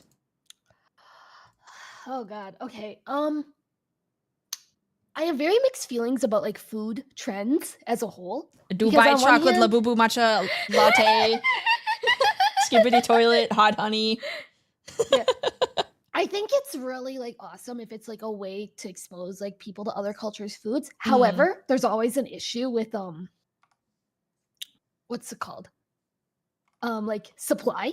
Yeah. So like I'll use acai as an example and Yeah. quinoa as an example. Both of those had shortages after they got popular, which meant the people who actually like ate it as like a local food could not afford to eat it. Yeah. On that boat, I'm gonna say in terms of food that's overhyped. God. I love food. This is a hard question. I love food. I also eat a love lot of food.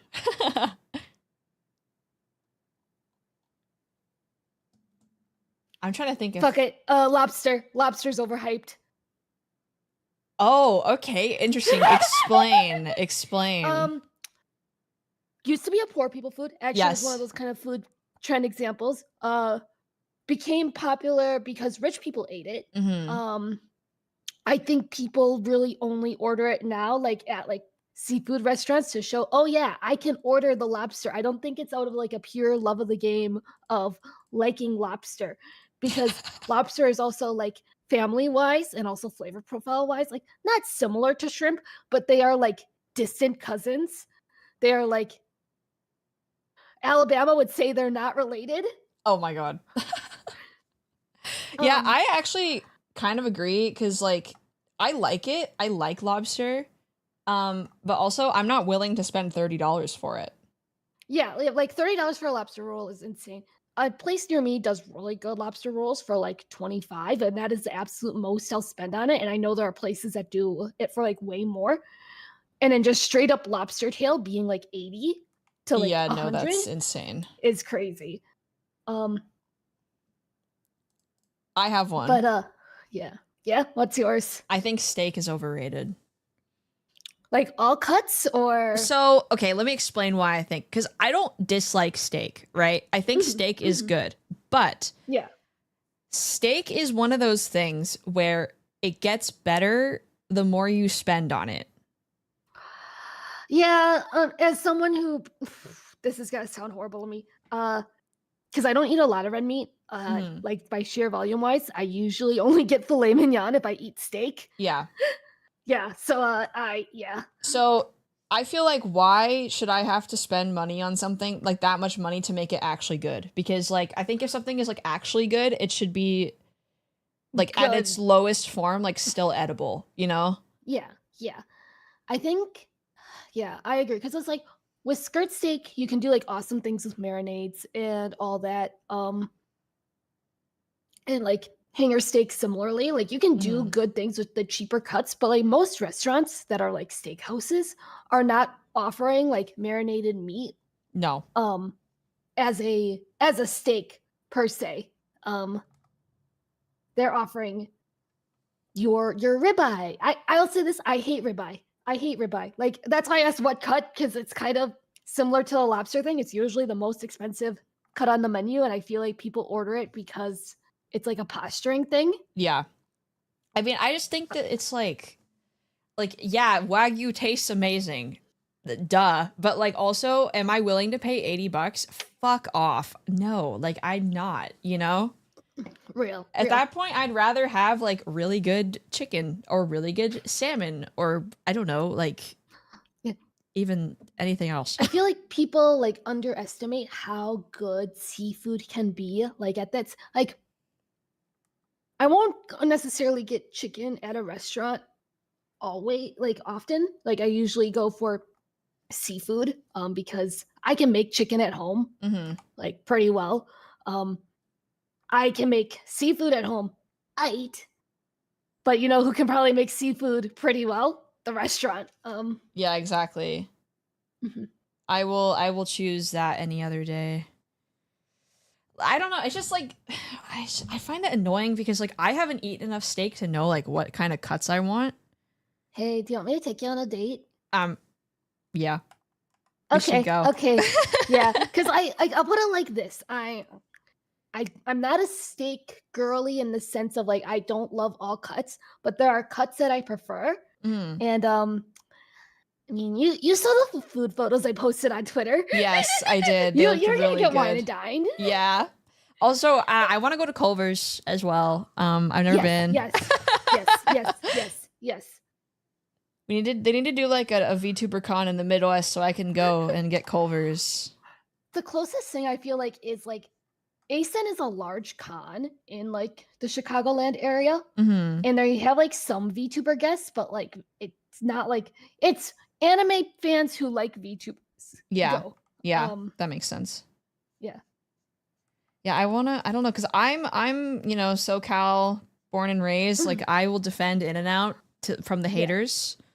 But I know that it's not the best regional burger. It's just good because it's really cheap and like consistently good, you know? I'll put it like this. Culver's is a little bit white people food. Yeah. I say that with the most affection in my heart. I get their buffalo chicken wings and they don't really taste like buffalo. Or not wings, chicken tenders, but you get the idea. Yeah.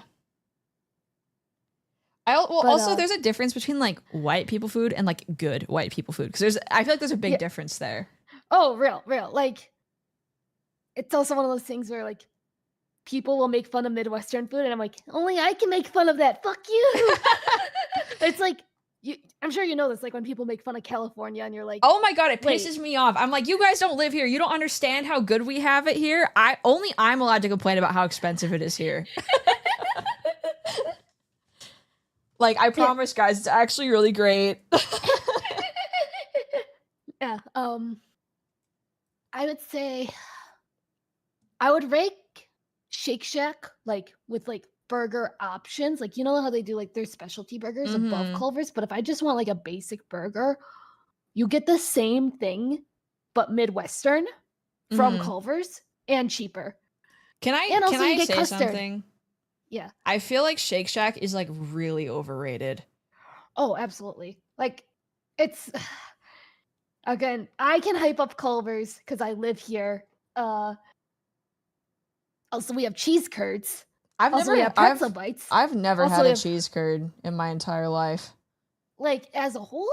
Yeah, like, literally none. Multiple forms. Okay, there's unbreaded like squeaky cheese curds. Yeah, I've never had a single kind. And then there's fried. Yeah. What is better? I think they're good for different things. I like the fried ones are really good as like bar food or like restaurant food. The squeaky ones you can buy like at a cheese castle. This is gonna sound insane. Cheese castle? What is cheese castle? Hold on. I've never heard of a cheese castle. Well, like it's like a cheese store, but there's a specific one that looks like a castle. And like it's a store that just has like cheese and smoked meats and sometimes beer. This might be like a very Midwestern thing I've never heard of before. Like, we have cheese stores, but they're like fancy here. Yeah, like it's a castle. It is a castle, dude. What? Oh my god, could we get one and like convert it into houses? Like that would be so sick, actually. Yeah, but but here it's like, yes, there's some like the fancy cheese at the cheese stores and all that, but it's usually like domestic, like Wisconsin style. Like you have your cheddar, you have like your Swiss, you have like your Batacasa, you have a lot in terms of like cheeses that you can buy, as well as like this is the general vibe cheese wise. Are you lactose intolerant at all? I have a unique relationship with dairy is the best way I can describe it. Okay. Because I'm lactose. Oh, I love the Wisconsin shaped cheese. That is so funny. Yeah. They also have like ones that are shaped like steins of beer. Oh my god. Yeah, I'm lactose intolerant. I like cheese, but it makes my tummy hurt. Yeah, it's I have tummy hurt deluxe disease 2000. Yes. Which means there's a lot of things I can't eat, notably again like really fatty meats. Certain things that like aggravate it, like carbohydrate wise, like how sugars ferment in your body, and then lastly cheese. Do you eat it anyway? Yeah. Okay. I really like cheese. Hence why I have a unique relationship with it. Yeah, I mean, I'm not as dairy impaired as you, but I still eat cheese and stuff. I'm not the biggest I, ice cream person though, so I think I yeah, don't suffer that much in that regard, so yeah. I'm picky about my ice cream. Because similarly, it's like I need if I'm gonna get sick, I need it to be it needs to be yummy. worth it. Yeah. Yeah, exactly, exactly. And I don't drink milk. Like I'll put milk in oatmeal, but I I don't have an drink milk. aversion to milk, actually.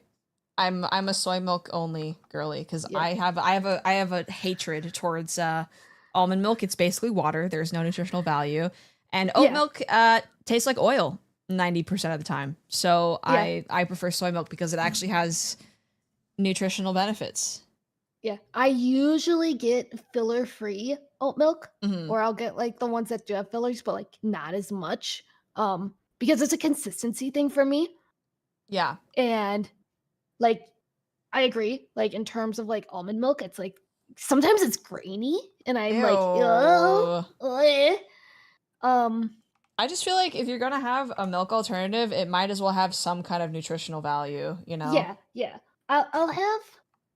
I don't always have milks and milk alternatives in my fridge, but like I'll get soy milk if I know I'm gonna like have it like in a savory dish, Oh yeah. um, or like with a savory dish, because there's like really high quality soy milk that you can get that's like not entirely westernized, if that makes sense. Yeah, I've had it Um, before. It's yummy. yeah, I get yeah, it also for like I get shelf stable actually, yeah, and I just keep it cuz I would just put it in like coffee and it's fine that way. yeah, yeah. But yeah, like the only exception is like I'll get dairy milk just for oatmeal because I feel like oatmeal as a base, even with fixings, you can taste the kind of milk that's in it. Yeah, absolutely. And I love tofu. I love soy, but also I don't want to eat soy oatmeal. And I I also don't want to eat I'm a soy boy. oatmeal. I'm a- I love it. I love soy. It's so good. You guys heard it here first. It's Bear VT is completely soy jacked. I'm soying out, man. Can we get some it's bear point in chat? My soy jack emote. I am soy pilled. I'm based in soy pilled. So in a similar vein to the food and also Jedi questions, if Red oh, it's from Shumatsu. If Red Bull and Monster disappeared, what energy drink would you pick? Because if chat doesn't know, there's a big energy drink culture in Jedi K Yeah, actually. yeah, yeah. Oh goodness. I've tried a lot of energy drinks. Um, I've tried Bang, but I stopped drinking that one like pretty quickly after. I've tried Alani. Oh yeah, Um, that's the girly pop energy drink.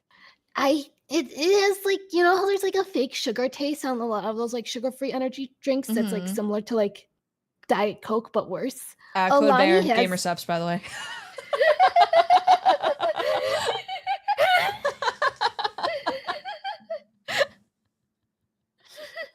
yeah, no, I have gamer subs as a I don't think I would do gamer subs though because I'm like really lazy.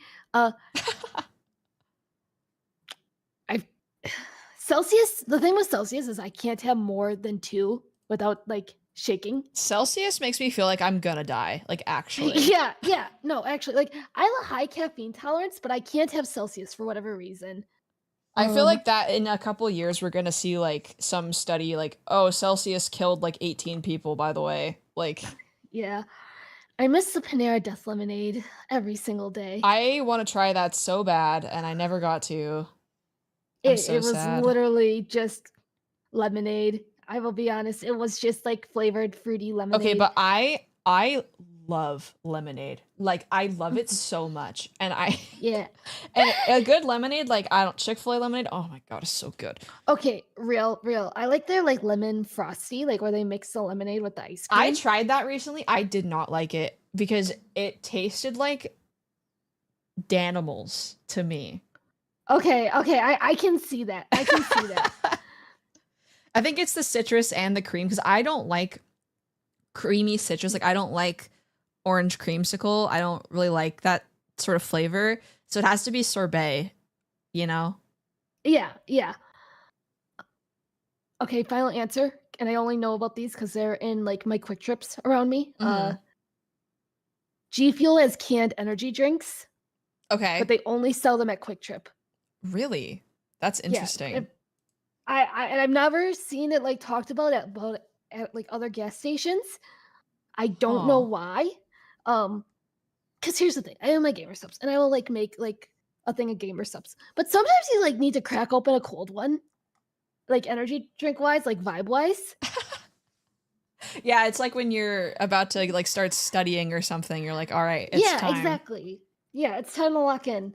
Like there's like a very specific vibe for it. So it's like I think it has to be like canned G Fuel specifically. Okay. And I I don't haven't know if had a I'm legally allowed to chance. say that, No, but like, you know. I'm the one who's sponsored. You're not the one who's sponsored. I also have a Oh, code. right, you do. You do. I was gonna say, like, I haven't had a chance to try the Gamer Supps ones quite yet, Mhm. but I've heard that they're Yeah. good, and I'm not saying this because I'm sponsored. I want them to get into stores because I feel like Yeah, then yeah. it would Then be it'll be easier. yeah, it'll be easier to advertise because even if you don't benefit from like utilizing the code, you still at least like get some like brand recognition. Hi, marketing brain for a second. There's still brand Yeah. recognition and seeing it in person. So even if you don't financially incentivize off of like the first 5 purchases, if somebody then was like, you know what, I keep going to like such and such store to buy 1 can, why not buy like a 4-pack off like the internet and then use code bear? Yeah, exactly. I don't know if Guacamole Gamerfart is going to do well on store shelves.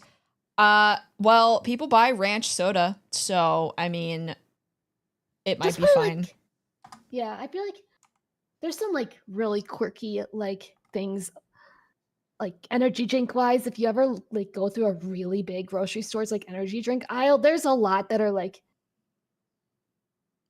There's like some Ghost comes to mind. dude, the Sour Patch Kids, I feel I've never had it, but I feel like the Sour Patch Ghost will actually give me cancer. Like, Yeah, yeah. Or like the Starburst C4. ugh, Yeah, yeah. ugh, it seems so nasty. It's it's scary because I feel like so much citric acid is just evil. I've eaten pure citric acid before. You know, how was the experience? It How did that actually make you feel? kind of tasted good, but also if you eat too much, it makes your tummy hurt, so don't do that. Maybe don't eat too much citric acid because it might burn you. Oh wait, Dan, that's so real. Mountain Dew Kickstart used to have a flavor that I used to get like every single day when I was in college because it was in the vending machine and it was like that good. It was like a raspberry one. Wait, I've I know never it's had a yummy. Mountain Dew Kickstart. What are those? Are they the energy drinks? They're energy drinks made by Mountain Dew. They don't really taste like Mountain Dew. Like maybe the Mountain Dew's in another room, but they're mostly like fruit Oh, they're based. like a thought of Mountain Dew, you know? Yeah, yeah, Have you yeah. It was the had slim cans. I'm pretty sure. the Yep. Mountain Dew, like the hard Mountain Dew? Oh god, this is gonna sound like very like ill of me. I specifically try to avoid like pre-mixed, like branded alcoholic drinks because Uh-huh. I know I can make better at home. Uh I would be willing to try. I know there's a Taco Bell Cantina in Vegas and in New York where they do like the alcoholic drinks. I'd be Wait, we could willing to get try. married at the Taco Bell Cantina in Las Vegas. We could. Yeah, Yeah. I was gonna say I had the hard Mountain Dew. It was not very good. Yeah, like I know there's like Jack and Coke branded Jack and Coke. I would not make that. I would make that at home. I would buy a bottle of Jack and I'd buy like a 2-liter like bottle of Coke and it would be better. Because you Yeah. know why? It's not full of preservatives. Wow, I sound like a certain kind of person. Hold on, I need to put on short hair so that way people know that I like believe in vaccines. There we go. Yeah, just to, gunshots to keep the rent down, It's Bear VT and Coffee Channel both believe in the efficacy of vaccines.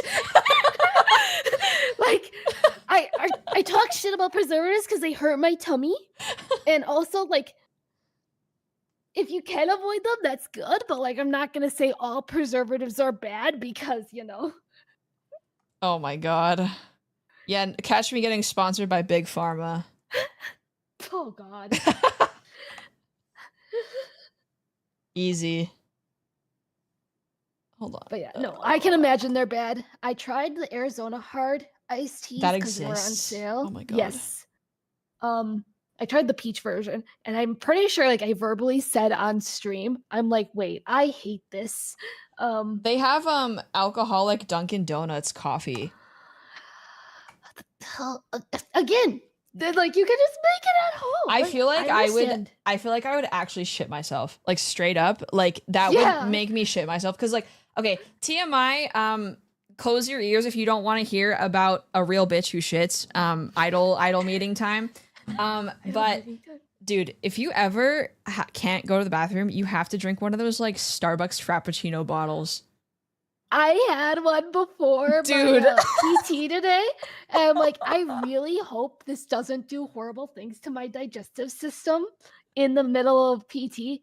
It's fine. I held out, but Dude, it is, those things are the actual worst. Like, yeah. oh my god, they hurt my stomach so bad. It's actually insane. And I remember the first time I had one, it was before, like, I think I was like in high school, and I think it was like, so we had a Vons, which is like a Safeway in California. Yeah. Near my high school, and like it was like a newfound freedom thing that we could go to like the grocery store before class. Like, 'cause I was like, oh my god, I'm in high school, I can get food. This is insane. So I got a Starbucks bottled Frappuccino, and I remember drinking it in class, and I was thinking to myself, because like I'm in high school and I'm too afraid to like, you know, go to the bathroom because you're young and you'll live with discomfort for some reason. And I was like, oh my god, this is the worst thing ever. I have to go to the bathroom so bad. So, if you have anything to do, don't get Starbucks bottled Frappuccino, because it'll make you go to the bathroom. Also, they're canned, like, it wasn't an energy drink. Oh, coffee, the but it was, nitro, like, the double shot. yeah. I've never all had of their those. all of their pre-made coffee drinks are horrendous on the stomach. I think it's probably the milk. Like, it probably is. They probably use whole milk, which is like, yeah.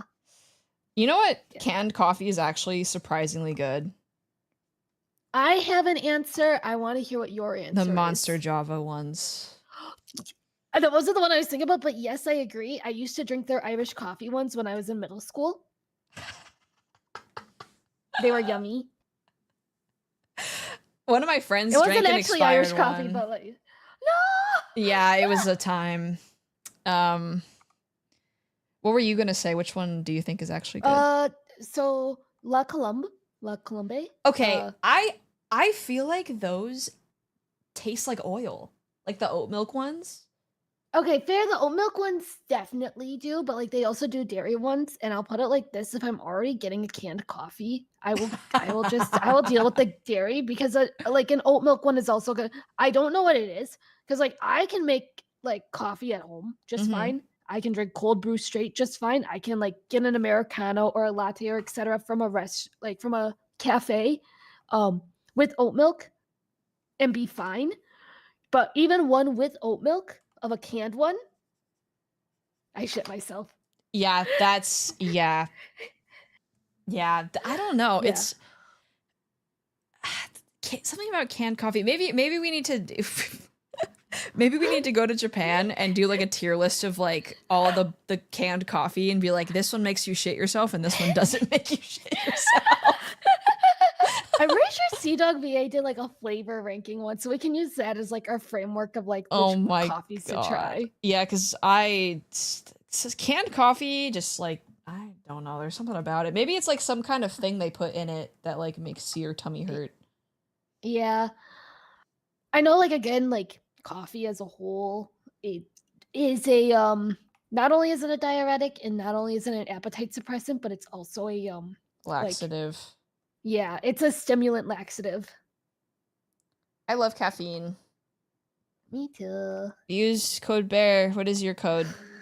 Use code coffee. Yes. Flip a coin to decide. Or buy 2 of one thing. True. Okay, I'm gonna pull another question out of the hat. Let's see. Um, Um, um, um, okay, this is from somebody called the Yardigan, which is somebody who definitely has watched the Yard podcast. To both of you, are you cut or uncut? Which is definitely a Yard question.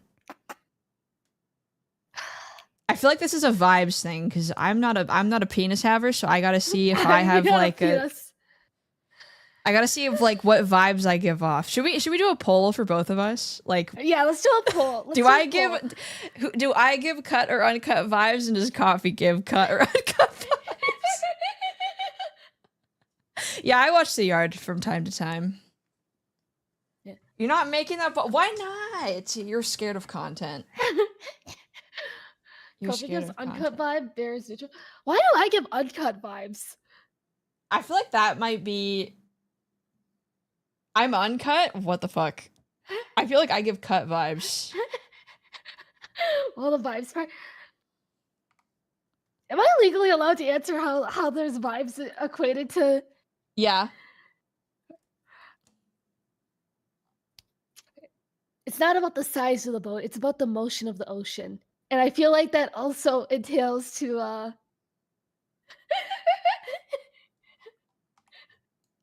I mean, you know. Yeah. I don't know, man. Yeah. Anyway,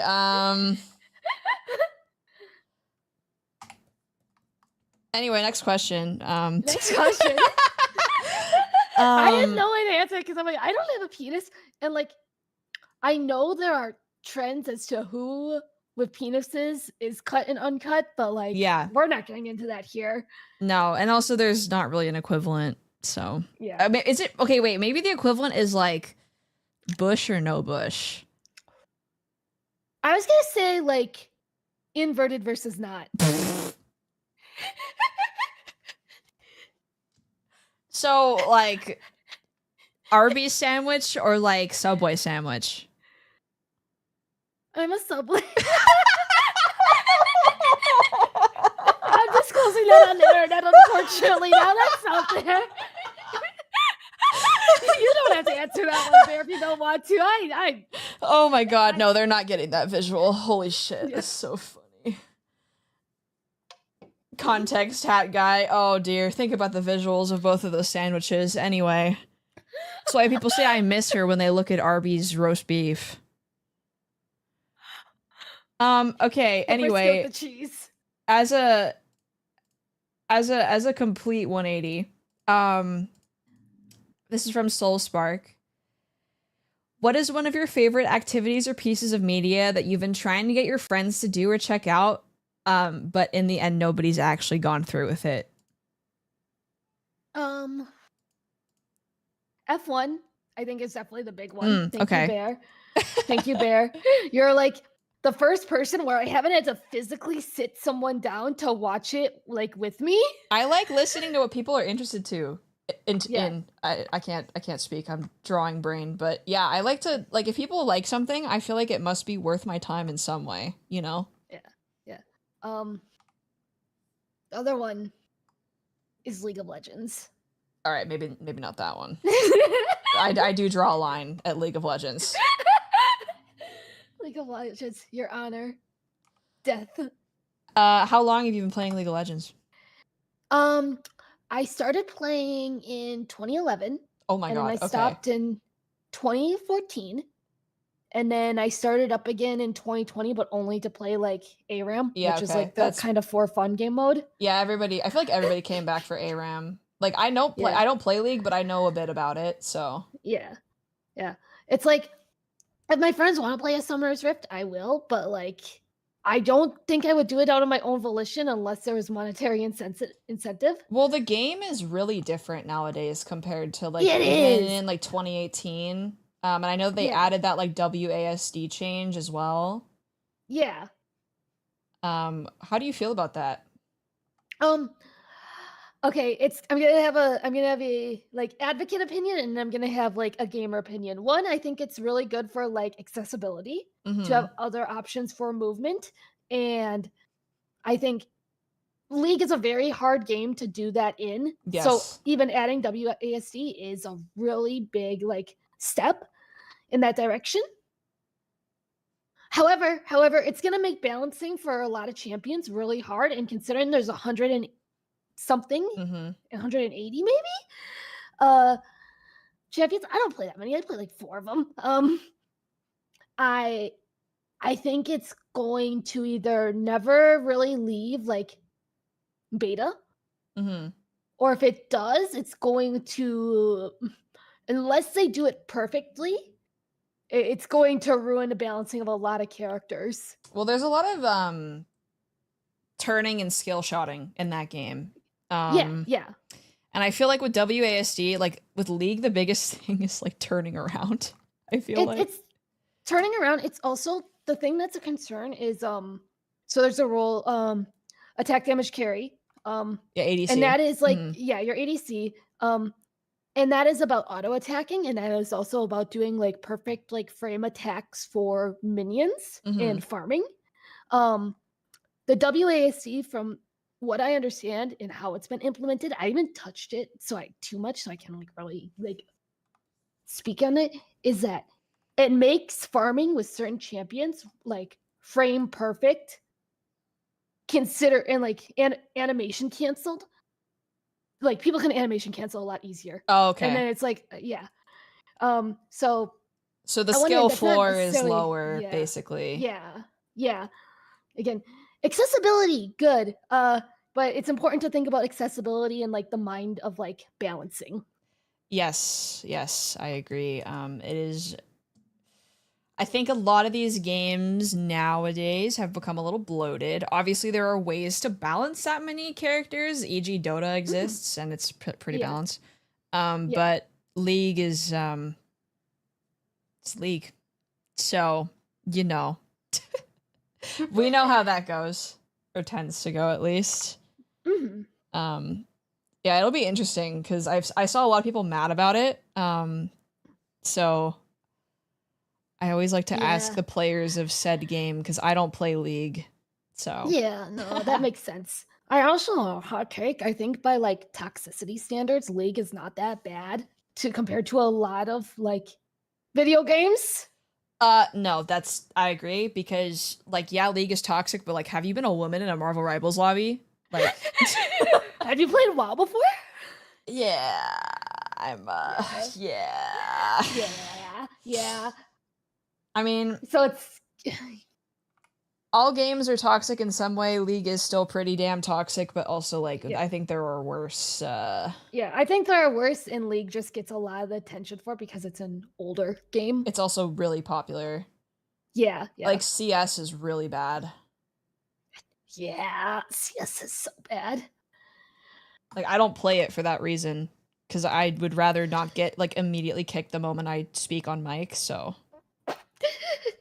because Yeah, that I does happen. enjoy not hearing slurs in my day-to-day life. Yeah, sometimes it's hard when you're on Twitter, but you know, like Yeah, minimizing the amount is always good. it's pretty awesome to protect your peace, you know? Yeah, it's funny because like I've totally I don't know if you ever played any games like you wanted to do them like ranked or whatever, but I played Overwatch for a very long time.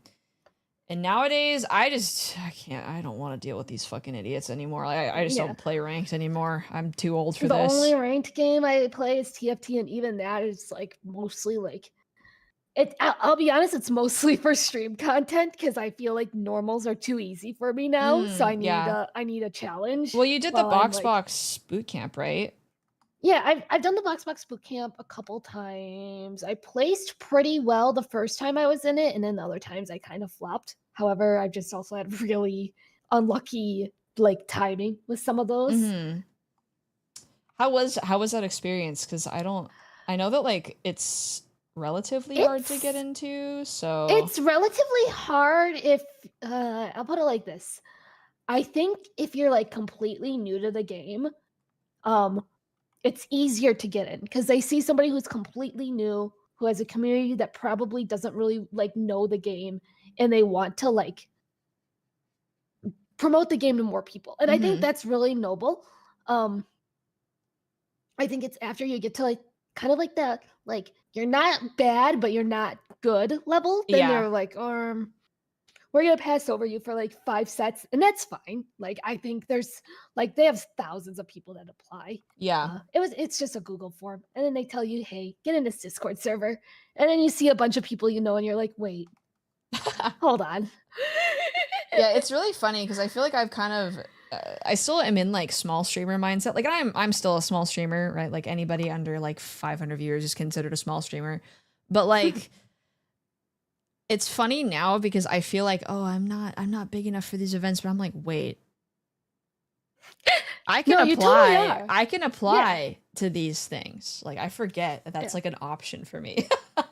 Yeah, I mean, BoxBox literally tweeted out like, granted, this is before he partnered with League, so I don't know if the like ways have changed, but they try and keep an even mix between 0 to 100, 100 Mhm. to 500, and then 500 plus Yeah. for streamers. Um, because obviously, like, also some of those like pro TFT streamers get like thousands and thousands of viewers for like 16 hours straight. Yeah. They are, if you ever like want to see something like scary, look at how long a TFT streamer's like been live Oh on no. twitch.tv. Oh no. That You're, is yeah, that's kind of scary. yeah. I I have been like yearning for a game to like replace Hearthstone for the longest time Can I because teach you about Magic the Gathering Arena? so I might have started playing that a little bit but like I gotta introduce you to an old man. I miss my Murloc Paladin deck, guys. Oh, I might have hit legend back in 2017 just by playing aggro Murloc Paladin. that's so real. I was a dirty Cthulhu player back when I played in like Ew, 2016. dude. Isn't that game also like auto chess now too? Like they have like an auto battler Yeah, mode or something. yeah, yeah. I don't know if it's good though, but I also don't know if it's good. I haven't touched Hearthstone since like 2017. well, there was like a really bad meta for a bit, and I think Yeah. people kind of fell off the game. Hmm. So, and I didn't go back because I was just like over it as well because they implemented formats, and I think it was a little clunky at the time. But obviously, Hmm. that's the only card game I've ever like sunk my teeth into that much. So my Hmm. opinions might not be as valid, but yeah, I learned how to play Magic over my break. So I'm slowly getting into it. There's just so much to learn. Like there are people say like, "Oh yeah, reading the card explains the card." No. It's the thing. I feel like that is not so much the issues of the cards, but rather like the stages. Um, Mhm. where it's not as straightforward as Hearthstone, where you have like your defense stage and attack stage, Yeah. or phase, I should say. That is the part that I struggle the most with, where I'm like, okay, well, let me do something. However, I feel like Magic the Gathering Arena is kind of like Mahjong Soul, Yeah. um, where you can like not know the game foundationals, but still do really well if you understand like the other stuff, you know? Yeah, yeah. I think it's also managing things is really confusing. I think I don't know. Yeah. It's just a lot. Yeah. There's a lot of cards as well. Um, Yeah. like a lot of cards. Yeah. There is. People say start with Commander. I will say I also tried playing Commander back in like 2016, and I've forgotten everything that I I've tried learned. both. I tried Yeah. normal or like a standard and commander. Commander with two people is the most complicated, most insane thing ever. So don't do two-player Mhm. commander. Yeah, yeah. I was gonna say Commander is not what I would suggest to like newer people. I'm relatively newer. Um, But you know when you like are around enough people that have a hobby where you learn at least a little bit of it? Yeah. Yeah. It's like that. I've always been like in proxy to people who are playing Magic. I just never played it myself. Yeah. So I just felt like it was okay. I was like, oh yeah, it's time, to learn how to play this game. So It's because like time. I like Pokemon, but like I'm not learning that card game. I'm not. That's real. That's real. Like that's not like no offense to all of the Pokemon players out there, but also like I just kind of feel like the game is like it's not dead, of course, but like I just don't find it interesting. Hmm. Are you aware of like the Pokemon card market at all? Or That like it's very super scalped and everything. yes. Yeah, I don't know why it's scalped, but I know like that it is. And Yeah, my younger sister, she never played, but she collected Pokemon cards. So I kind of like want to tell her, hey, you should like go through your binder and sell a bunch of Pokemon cards. Yeah, I have some that are worth like $100 from back then. But it's just like with the Magic, like the price of the card makes sense. Oh, thank you for gifting a sub to Coffee. I didn't have one before, and that's why I didn't chat in there pre-stream chat. You don't have to be subscribed. That's money. Yeah. That's okay. But now you are. Enjoy your emotes. Thank you for gifting. Yeah. I'm Jet. I appreciate it. Yeah, I don't know. The market is weird because like Magic, it makes sense because like it's tied to its usability for the most part, or like its age. But like Pokemon, it's like, is it an Umbreon or a Charizard? Okay, it's $1 million. It's so strange. Yeah. It's all speculative and it drives me a little bit crazy. But it is what it is. Oh, that makes sense. I just like pretty art, man. Why does it have to be $1 million billion? Real. Have you ever seen the people that will take like 2 or 3 Pokemon cards and they will deconstruct it to make like a light box version of the card? Yes, those are so cool. I was gonna say I love those, or like the ones where they'll do like the expand, like they'll paint around the border. I wanted to do a stream of one of like a painting Pokemon card stream. I feel like it would be really cool. That would be really fun. Like I'm a little scared to break it, or like make it look like shit, but also like who cares? I think it would be fun. Yeah, I mean it's firstly, it's you. I don't think you can make it look like shit. Wow. Well, like okay, and the idea of like I'm not an artist. I've painted in the past. I've drawn. Oh my god, like 15 years ago, but I've lost all of that skill now. I feel like with painting, you can kind of just keep adding layers until things look good. Right, that's like if you're using acrylic paint, like you can just paint over it, like it's fine. Yeah, and most of those are just with like acrylic, and it. You got the charm points. You did it. I did it. I'm paying attention. Very, very important. Because I also have charm points as well. You can't really see them from here, but I can kind of see one of them. I feel like you probably have like the same predicament with your rig as mine does, where if you're at a certain angle, it disappears. Oh yeah, all the way over here it does. But other than that, you can see it pretty well. The armpit mole. It's very, very important. Very, very important. Twinning. Yes, exactly. I feel like the charm point thing wasn't really popular until kind of recently. Like a lot of people get them now, like the moles and stuff. Yeah. I think it was there's 2 streamers that I can think of. One was a corpo and one is a ghost. Yes. Where they both had charm points.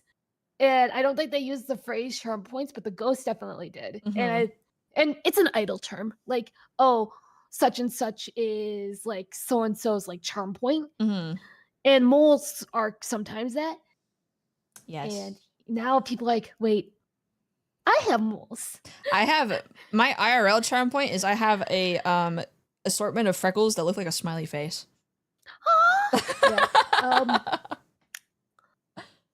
I have not the exact same mole placement because I don't want to like dox myself using my model, but like I have pretty similar Mhm. placement. Uh, Yeah, I have a on lot of freckles, so same. yeah, Same, yeah, same. I think that might just be like another white girlism though, like the yeah. Oh no, like if I go outside, keyword, if I go outside, in the summer for enough, I will get freckles on my face. oh cute. Oh my gosh. I don't get them on my face. I get them everywhere else. I always thought freckles were super cute growing up, but everybody's like, I don't like them. And I'm like, no, they're adorable.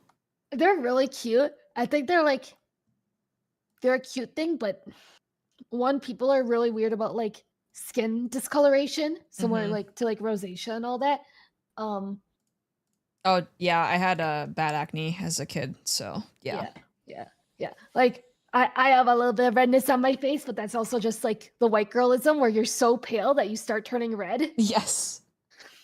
Yeah, I think Um, we're about as pale as each other, so. yeah, I am like, do you use like any like BB cushion like The brands? tier one, yeah. 15C. Probably. I don't even remember. I can go No, check. no, I don't know what I was saying. Mine is 15C. Okay, You hold can on. check yours later. I'm gonna go but- check mine. Let me see.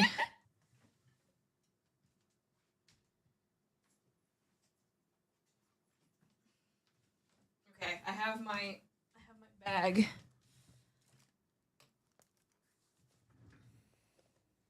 I don't use it every day. I use a foundation and I like keep this with me in my bag. Yeah. It is 13N.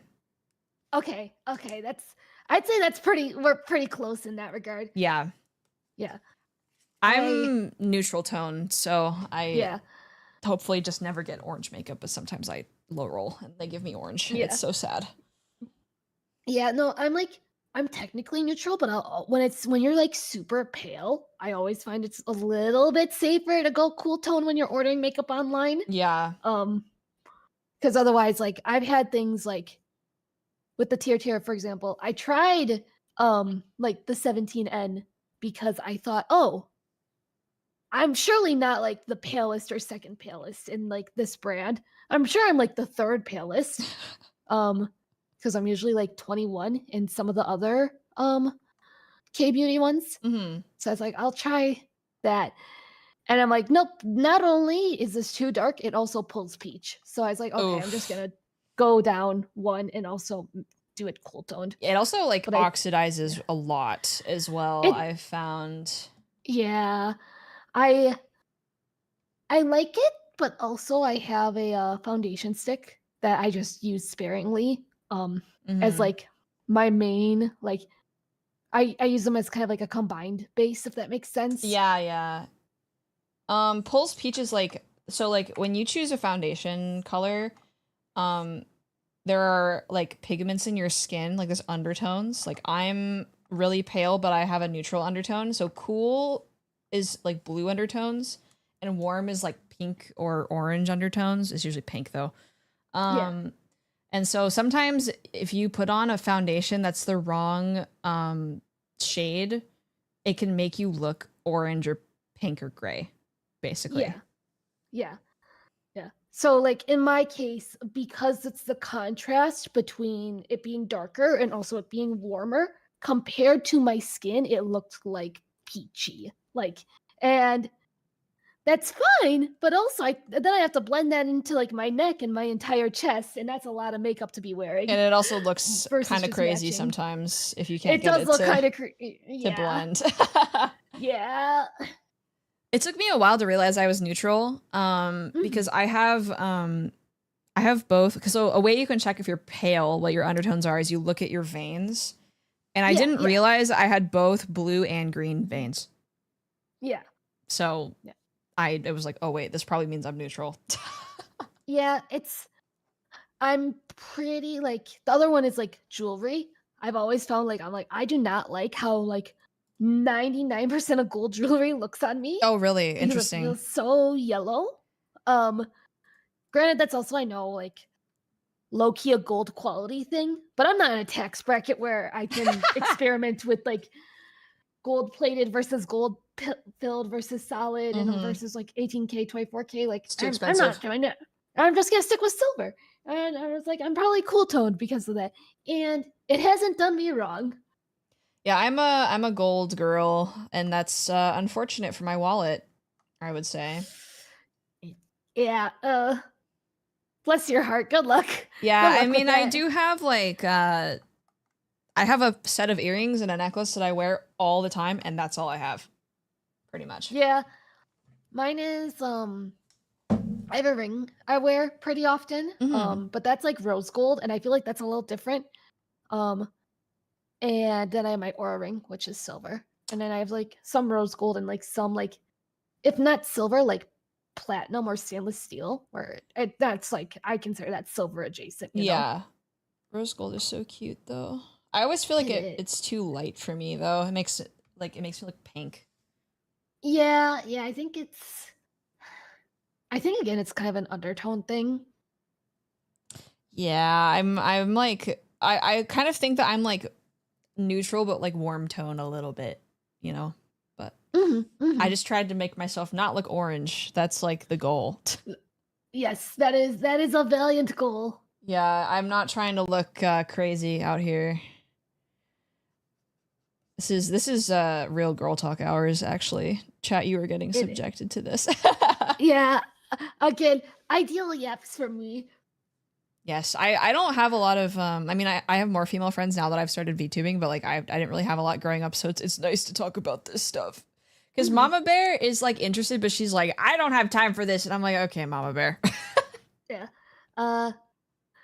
Kopi sis is like, she like does makeup and all that, but like she's also very like understated about it, and like a lot of like feminine stuff is like it kind of goes over your head. Like I'll put it like, our hometown is very small. Yeah. So with the school that she's going to, she called me like, Kofi channel, might take a photo of a bag. Can you tell me like how much it costs? Because everyone is wearing it and I'm scared. And I was like, oh God, okay, we're gonna open up Pandora's box here. Oh boy. Yeah, I don't know. I grew up in a pretty major city, so it was always interesting. I don't know. I feel like I don't want to say like how much older you are than me, but you're a little bit older than me. So like we had like a similar high school experience, I assume. It's really interesting to see what is trending now versus back then. Yeah, no, I agree with that. Where like I'll see something, I'm like, people like that? Question mark? Like high school, not in a shaming, like high school, like not in a shaming way. It's like I feel like this is too old for you. Oh yeah, absolutely. Not in the sense of like you look like a whore, but like in the sense of like this looks too mature for where you're at right now in your life, you know? I'll put it like this. The bag in mention that Kopi sis was talking about was a Prada backpack. And I'm like, why are we giving college kids Prada backpacks? Oh my God, bro. That's... I can, hold on. I'm going to type this out. That is actually crazy. She's at a school that is like, I've considered prestigious. I haven't said like any details on stream, but that's part of why, where she's like, this is such a culture shock, which I'm sure like is the inverse for you, like major city wise, where you're like, oh yeah, this is around. Yeah, that makes sense. Like, I don't know. I just feel like sometimes I see people who are like younger than me walking around. They have like I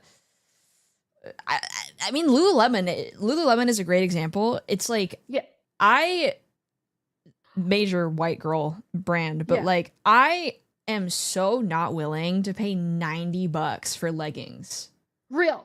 Like the fact, like people are like, oh yeah, Lululemon's been around forever. And I'm like, in what universe has it been around forever? Because like definitely not around me. Like it feels like a very much like last like 6 years kind of thing. It was like a thing when I was in high school, but like I always felt like it was overpriced, and it still is overpriced.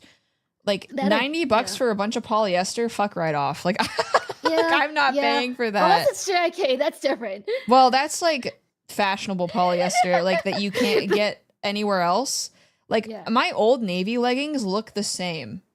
as Lululemon leggings. The only difference is the Yeah. logo. Yeah. Yeah. It's for like athletic wear, I typically like if I were to buy a mall brand, I usually buy Athleta, but that's because they're a B Corp. Yeah, that's valid. Fun fact, all the Gap brands I believe are B Corps. Oh, interesting. That's so, actually really good to know. yeah, so like Gap, Banana Republic, Athleta, and I don't know if there's any other ones. And also they're cheaper and they do like not dupes, but like inspirations of like things that are popular, Yeah. like silhouette wise. So I'm like, I just don't I'll want put it to like pay this, the like, money for the real- Lululemon. I went into an Aritzia for the first time ever last year. Oh my 'cause God. I had heard about it for like 4 years. Yeah. There's a girl that I watched on YouTube who raised chickens, Mhm. or quails or something like that, and she was obsessed with Aritzia. Granted, she was Canadian, so it makes sense. Yeah. And I went in for the first time, and I'm like, this is so expensive for me. I need to leave. I need to leave. And it's all plastic. It's all Yeah. plastic. Like, I think Aritzia has really cute clothes, but like every time I go in there, I feel like I'm being body shamed silently. Yeah. The fact, like, I feel less body shamed in a Brandy Melville than in Aritzia. Oh my God. And also, at least Brandy Melville, like, okay. Were they originally not good? Yes, but they've worked on their size range, and also at least like half of their stuff is cotton now. No, literally, least when I'm kind of a Brandy Melville defender now because I am the biggest, like, I hate polyester clothes. I hate them so much, especially when Hey, it you wanna comes get to married? like 100% cotton wedding dresses. Let's go. Like, real. with leggings and underwear specifically, I'm gonna give the non-vagina havers a lesson here. So it's better for you to have 100% cotton underwear because polyester can put microplastics up in there, and also like you don't get Breathing. UTIs as much. You better breathe, like it breathes better. Generally, you want 100% cotton underwear. The last 2 or 3 years, I think it has become very hard to find 100% cotton underwear that isn't like Fruit of the $8 Loom. million. Yeah. Also that too. Like Victoria's Secret like literally got rid of them. And I had these Aerie also got rid of them. And I was like, and Brandy Melville is where I buy my underwear now. Because they have 100% cotton underwear that's not like granny panties. I'm looking at their website for like the intimates now, because like I was gonna say like inversely like tank tops. I'm a tank top girly. I do try in terms of like cotton versus polyester, but sometimes I stray from the light in terms of that. But well, sometimes we'll something's blame- so cute that it's like you kind of just you know. Yeah. And I also feel like with athletic wear, it's really hard to get stuff that's like all cotton.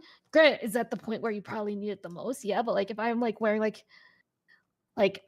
a bra tank, if that makes sense, like you know the tank tops that are also bras, where it's like it compresses enough where it's like those are usually like polyelastane blends, and I hate that. But also, it makes my boobs look good, man. Yeah, I mean, I have this tank top that I've been buying from Reformation, which is expensive, but it made my boobs look so good. And they discontinued them last year. It was a square neck spaghetti strap tank top, and it looked so good, and now it's gone. And I'm so sad. It's so fucked. I know. And I don't have like $1 million to be spending on this shit, man. I hardly ever buy clothes. Yeah, I get that. Maybe I need to start going to like Goodwill and like rich people neighborhoods. I think it's a combination Goodwill and rich people neighborhoods. Not like a traditional flea market, but like you know, if you see like those kinds of like, how do I want to call it? Like co-op flea markets where it's like people like bring clothes there. Like, I know there are some like really like crunchy neighborhoods around me that are like also rich that do those, and I'm like, okay, let me go here. Let me see if you have like vintage Y2K stuff. 'Cause I also like Y2K as a style, and if you have stuff that is already like 20 years old, surely it'll last for 20 more. Yeah, like nothing lasts nowadays clothing wise, and it drives me insane. I have these leggings that I bought from Target. They were my favorite leggings ever. They're 100% cotton. They discontinued them and they ripped a hole in the crotch. Crazy.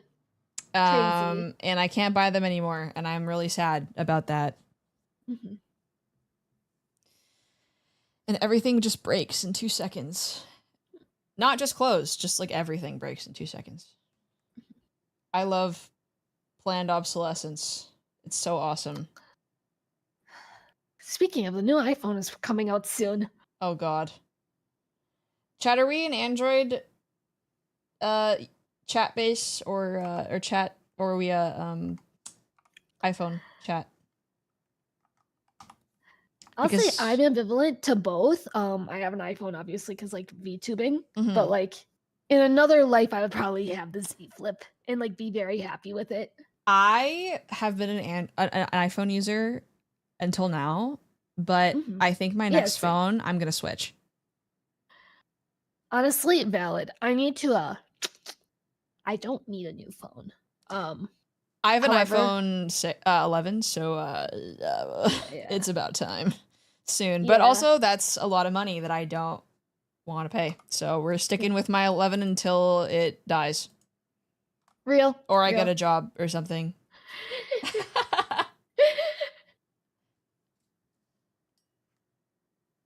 I'm trying to opt out of the Apple ecosystem because they don't let you opt out of their AI now. Yeah. And I don't want that on my phone. So is Google better about that? Do you know? Like just I don't know if I don't know, but the way I see it is Android has always been more user-friendly to modifications of their OS. So I feel like there's probably a way out on Android. There's definitely not a fucking way out on iPhone, I can tell you that much. Yeah. So yeah.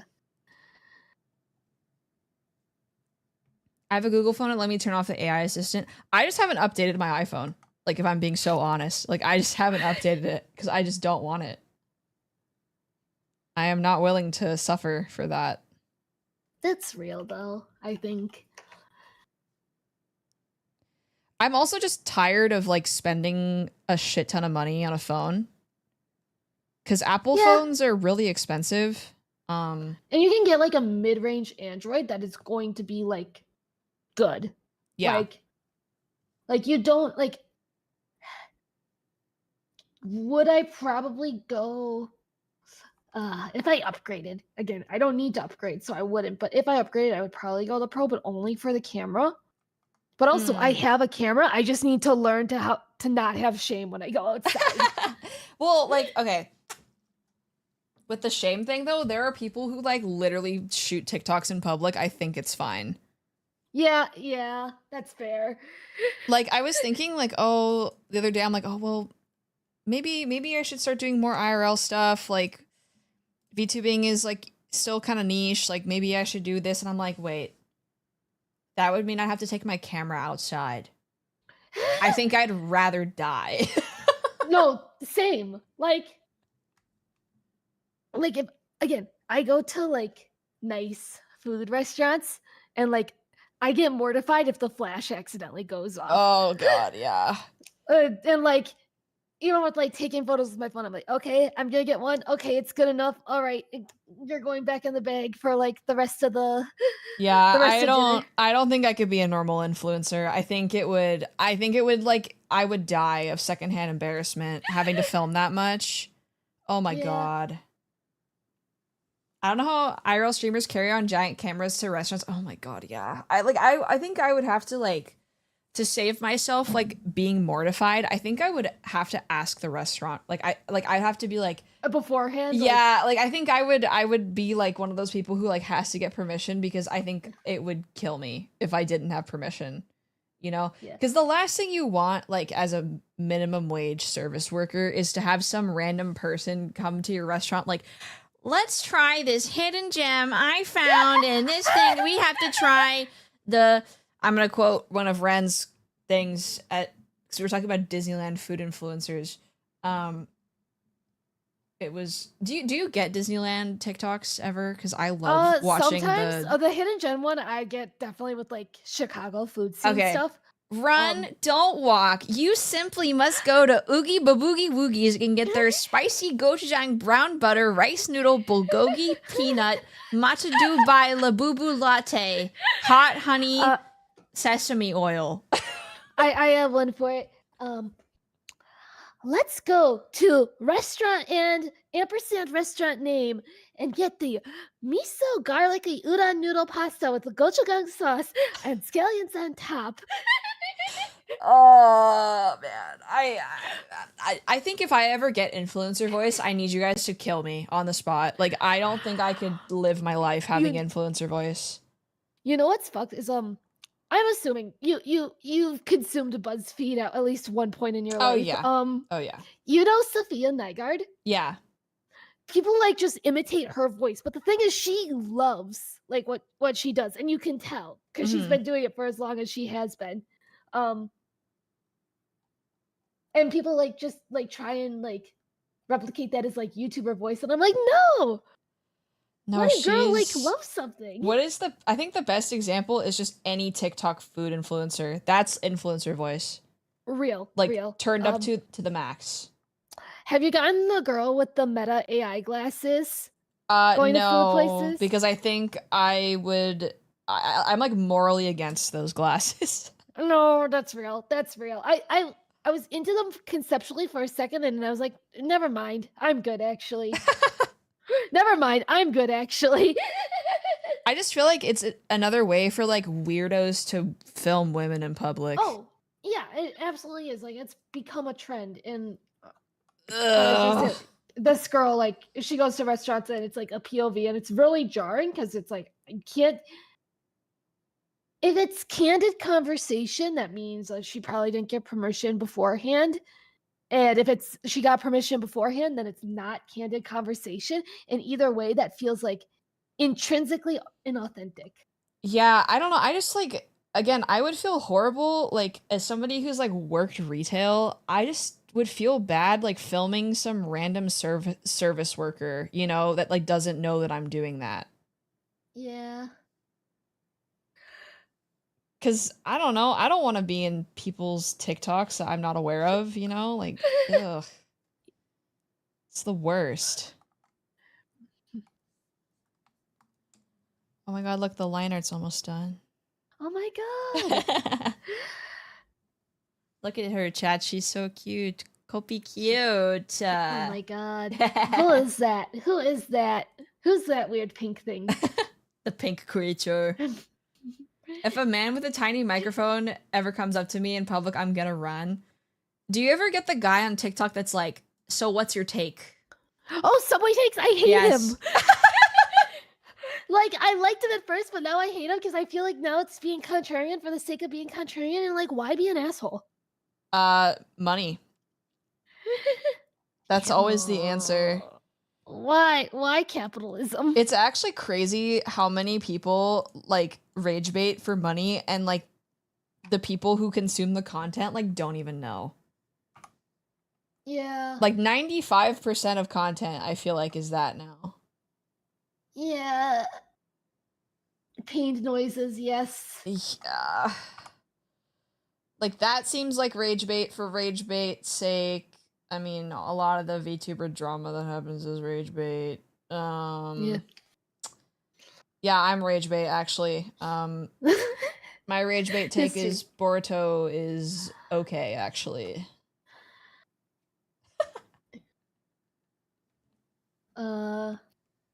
My rage bait is, can we get 5 gifted subs for itsbear VT? My rage bait is I have to eat a Butterfinger if I hit 100 subs. Because I'm trying to get a rig upgrade. Like the candy bar? Or? Yeah, I hate them. I hate them so much. Oh. Do you? Oh, I'm sorry for your loss. I'm ambivalent on them. I wouldn't get them consistency-wise. Thank you for the 5 gifted. Thank you, Jet. I really appreciate it. Yeah, the rage bait worked. It always works. Yeah, I don't. Oh, Oh, oh, oh, I really rage baited that oh, man. fake. Thank you. What the heck? Thank you for the 5 gifted. Thank you for the hype train. What the hell? What the helly? Thank you, guys. Oh my god, you guys really do listen to Pink Cat. That's crazy. I only give good advice, maybe. I think you should get your tax advice from Pink Cat on the internet. Oh god. Unfortunately, the answer is I probably would give like half decent. Disclaimer: I'm not an accountant. I'm not licensed in any state. This is not actual tax advice, but I do unfortunately know a little bit of like colloquial tax language, not tax law. I feel like I have become. Hello. Wix, thank you for the sub. I really appreciate it. I was like, wait, what happened? I feel like I've learned way too much about taxes just because both of the ways I make money. Oh my god, yeah, funny number 69. I see what you did. Is the government doesn't think both of the things I do are real. Yeah. Streaming and drawing for a living. So like none of the tax like in the tax software, like none of that is like actually an option. I like Free Tax USA. I do because too. It's like, yeah, it's cheap, and they actually do have like digital content creator like as a job. It's awesome. description. It's awesome. Yeah. They're great. Yeah. If you guys isn't it under 80K you can use it for free? No, you can. Ooh, okay. You can use, I think, any tax preparer under 80K for federal for free. Once you make more than 80K, then it's like it's purposely obfuscated, so I'm trying to recall. But yes, 80K or something similar is the threshold. And even with that, it's still like to file for federal and state, it's like $34. Yeah, I've used Which it 2 is- years in a row. Obviously not tax advice, but like if you're like me and you don't make a ton of money, like it's really helpful. Yeah. It's also just really helpful, like in general, if you have anything complicated in your taxes, like in my case, I have a job. And while my job does like 99% of the work for like all the job stuff, it does mean that any like deductions that I get taken out from my work paycheck are kind of null and void by my streaming, even if I don't make a ton. Oh, yeah. So like I have to finagle my way and like find receipts like at the end of every Oh yeah, trust. My everything I do is you know, taxed as self-employment, so I'd have to pay 30%. It's so awesome. It's so awesome. I love it. But yeah, taxes are no fun. But that's everybody knew that already. It's funny because I feel like every time I have a guest on, like we end up talking about taxes. It's so fun. I feel like it's like there's two things consistent in life: death and taxes. Yes, that's what my dad says all the time, and he's correct. Yeah, my mom says it, and she's not incorrect. Taxes are so painful. Oh, thanks, Peps. Just don't do them. Dude, unironically, there are so many VTubers who don't do their taxes. Oh, no, real. Like because they are if they just don't think they're gonna get caught, and one day they're gonna get caught once it like actually surmounts to a real amount of money. Yep. And yeah. Like it's a little insane. I mean, even just streamers generally, it's like they're like, oh yeah, I just like won't do them, and I'm like, brother, you realize this site is owned by Amazon, right? Like they know. Like, okay. I like when my taxes go to things that I think are like general public goods. Hot take. Like, I'm not opposed to taxes as a concept. No, I agree. Hate, however, how the government handles it, because they know this shit. Why can't they just do it themselves? Lobbying. Gotta love that. But how are we feeling? I'm feeling like a little eepy, but like in terms of like if you need to like, I'm trying to see here if there's anything like line art wise that you need to do, or if I should be We can meandering do away. one more question and then maybe call it. Yeah, I think that works. I think that Okay. works. Let me grab one. Let's see. Like the cut or uncut question showed up again. Oh, actually, my question for you is, so you recently debuted. Is there anything you would like anybody who may not know you very well yet to know about you or about your content? Because I know that you do ASMR, and I've seen some rave reviews on Twitter from some of our mutual chatters. Yeah, so hi, I'm Kofi. I'm a pink cat VTuber. I'm very normal. I'm not unhinged in any way, shape of the or form of the word. I'm the most normal woman around. Yes, I do ASMR. It is of like the audio scenario and also like ear licking variety. Please don't tell Neil. I think Neil is the CEO of YouTube now. Neil probably enjoys it too. Yeah, that's the only explanation I have for my account not getting banned yet. I yap a lot. Most of my streams are yapping. I am planning on. It's been a while since I've done ASMR. I am planning on doing it again soon and potentially live ASMR. Dan Clancy, please don't kill me. Please don't shoot me down in the street. I mean, I did draw like myself in lingerie. Yeah. So, you know, and it was fine. Thanks for the 100 bits. Free biddies. Yeah. It's art. I know, but sometimes it's a little they get weird about art if there's like cleavage and all that, and like it's like similar to VTuber models. Yeah, because I had exposed hip in that drawing, so yeah. But yeah, I mostly yap. I force my chat to listen to me say basically what we've yapped about for the past 3 hours, that level of unhinged for it's okay. 3 hours I made straight. them listen to Center Guy the other day, so I think we're on the same wavelength.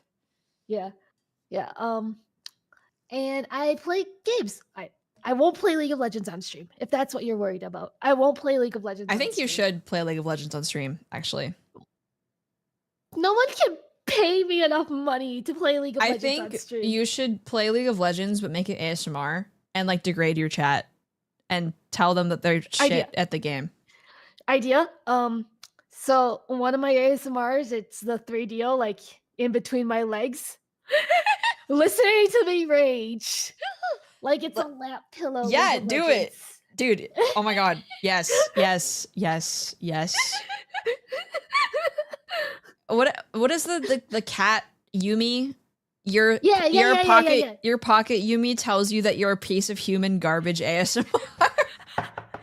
Wait. Oh, you might be cooking. I might have to script something for that. My chat was like, can you do like an Overwatch rage ASMR? And I'm like, I don't think I have like the voice for ASMR or the. No, you do. Oh. No, you do. It's combination tone, but also like delivery. So like, hi, can I invade your personal space a little bit? Yes, I give you consent.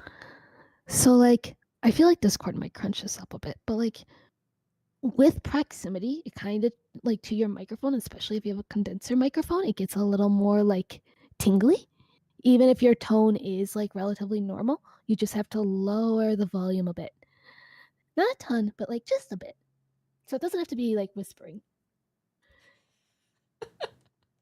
I don't know. So for me, I don't listen to ASMR because I have misophonia. Okay, that's real. That's real. So I wouldn't know how to do proper delivery outside of like getting really close to my mic and talking with more vocal fry. So But that's how it works. That's how it works.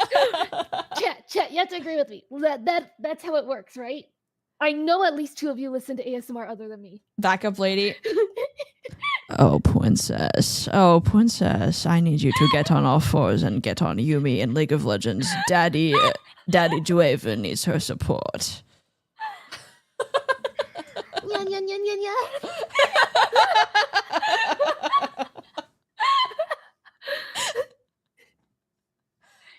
I don't know. I just like, I feel like I could do it if it was scenario ASMR. Yeah, like. But if it's not, because like there's some people who are like the goat at like doing, I mean, I think you do this too, like the ear licking, like affirmation ASMR. I think I would shrivel up and pass away if I did that. Yeah, that's one where like that's the main reason why I'm like, oh, I want to start doing it live again because I have to listen back to that and I have to edit that when I do it for YouTube. And I feel like somebody who's really into it might edit it for you for free, probably, you know? Like, there has to be somebody out there. Yeah, but also I'm a perfectionist. I do like 99% if I have like a baseline skill for it, and granted this is probably why I haven't recorded as much, I will do it myself. Mm-hmm. I will do it myself. Maybe, have you like batch recorded and then edited a bunch and then like posted them on like a rolling schedule? Like over a year ago I did that. Oh, yeah, okay. and I got burnt out and I died. Yeah, and you're also employed, so that makes a big difference. So. Yeah. The cat has to work. Pink cat has to work. Pink cat has to work. Pink cat has grandma's sleep schedule, which doesn't help. I have a grandma sleep schedule because of my classes this semester, and it's kind of goated. I'm not gonna lie, it's kind of no. It does great things for your physical and mental health, and I'm mad that it does. Yeah, it's kind of crazy how much more energy I have. I'm not gonna lie, but also like my sleep schedule being the way it was before this is not my fault. So because I have night classes that go into morning classes with an hour-and-a-half commute. So it's awesome. It's so awesome and I love it. But should we wrap up here? Should we? Yeah, I think we should wrap up here. Okay, before you go, I want to make sure that we have like a way for chatters to screenshot us. So I'm going to put you over here. We can take a picture. It'd be so cute. Yay. Yay. Yay. We're so cute. What is your canonical height? It's like with this model, it's technically 10 strawberries tall. So just think like shorty.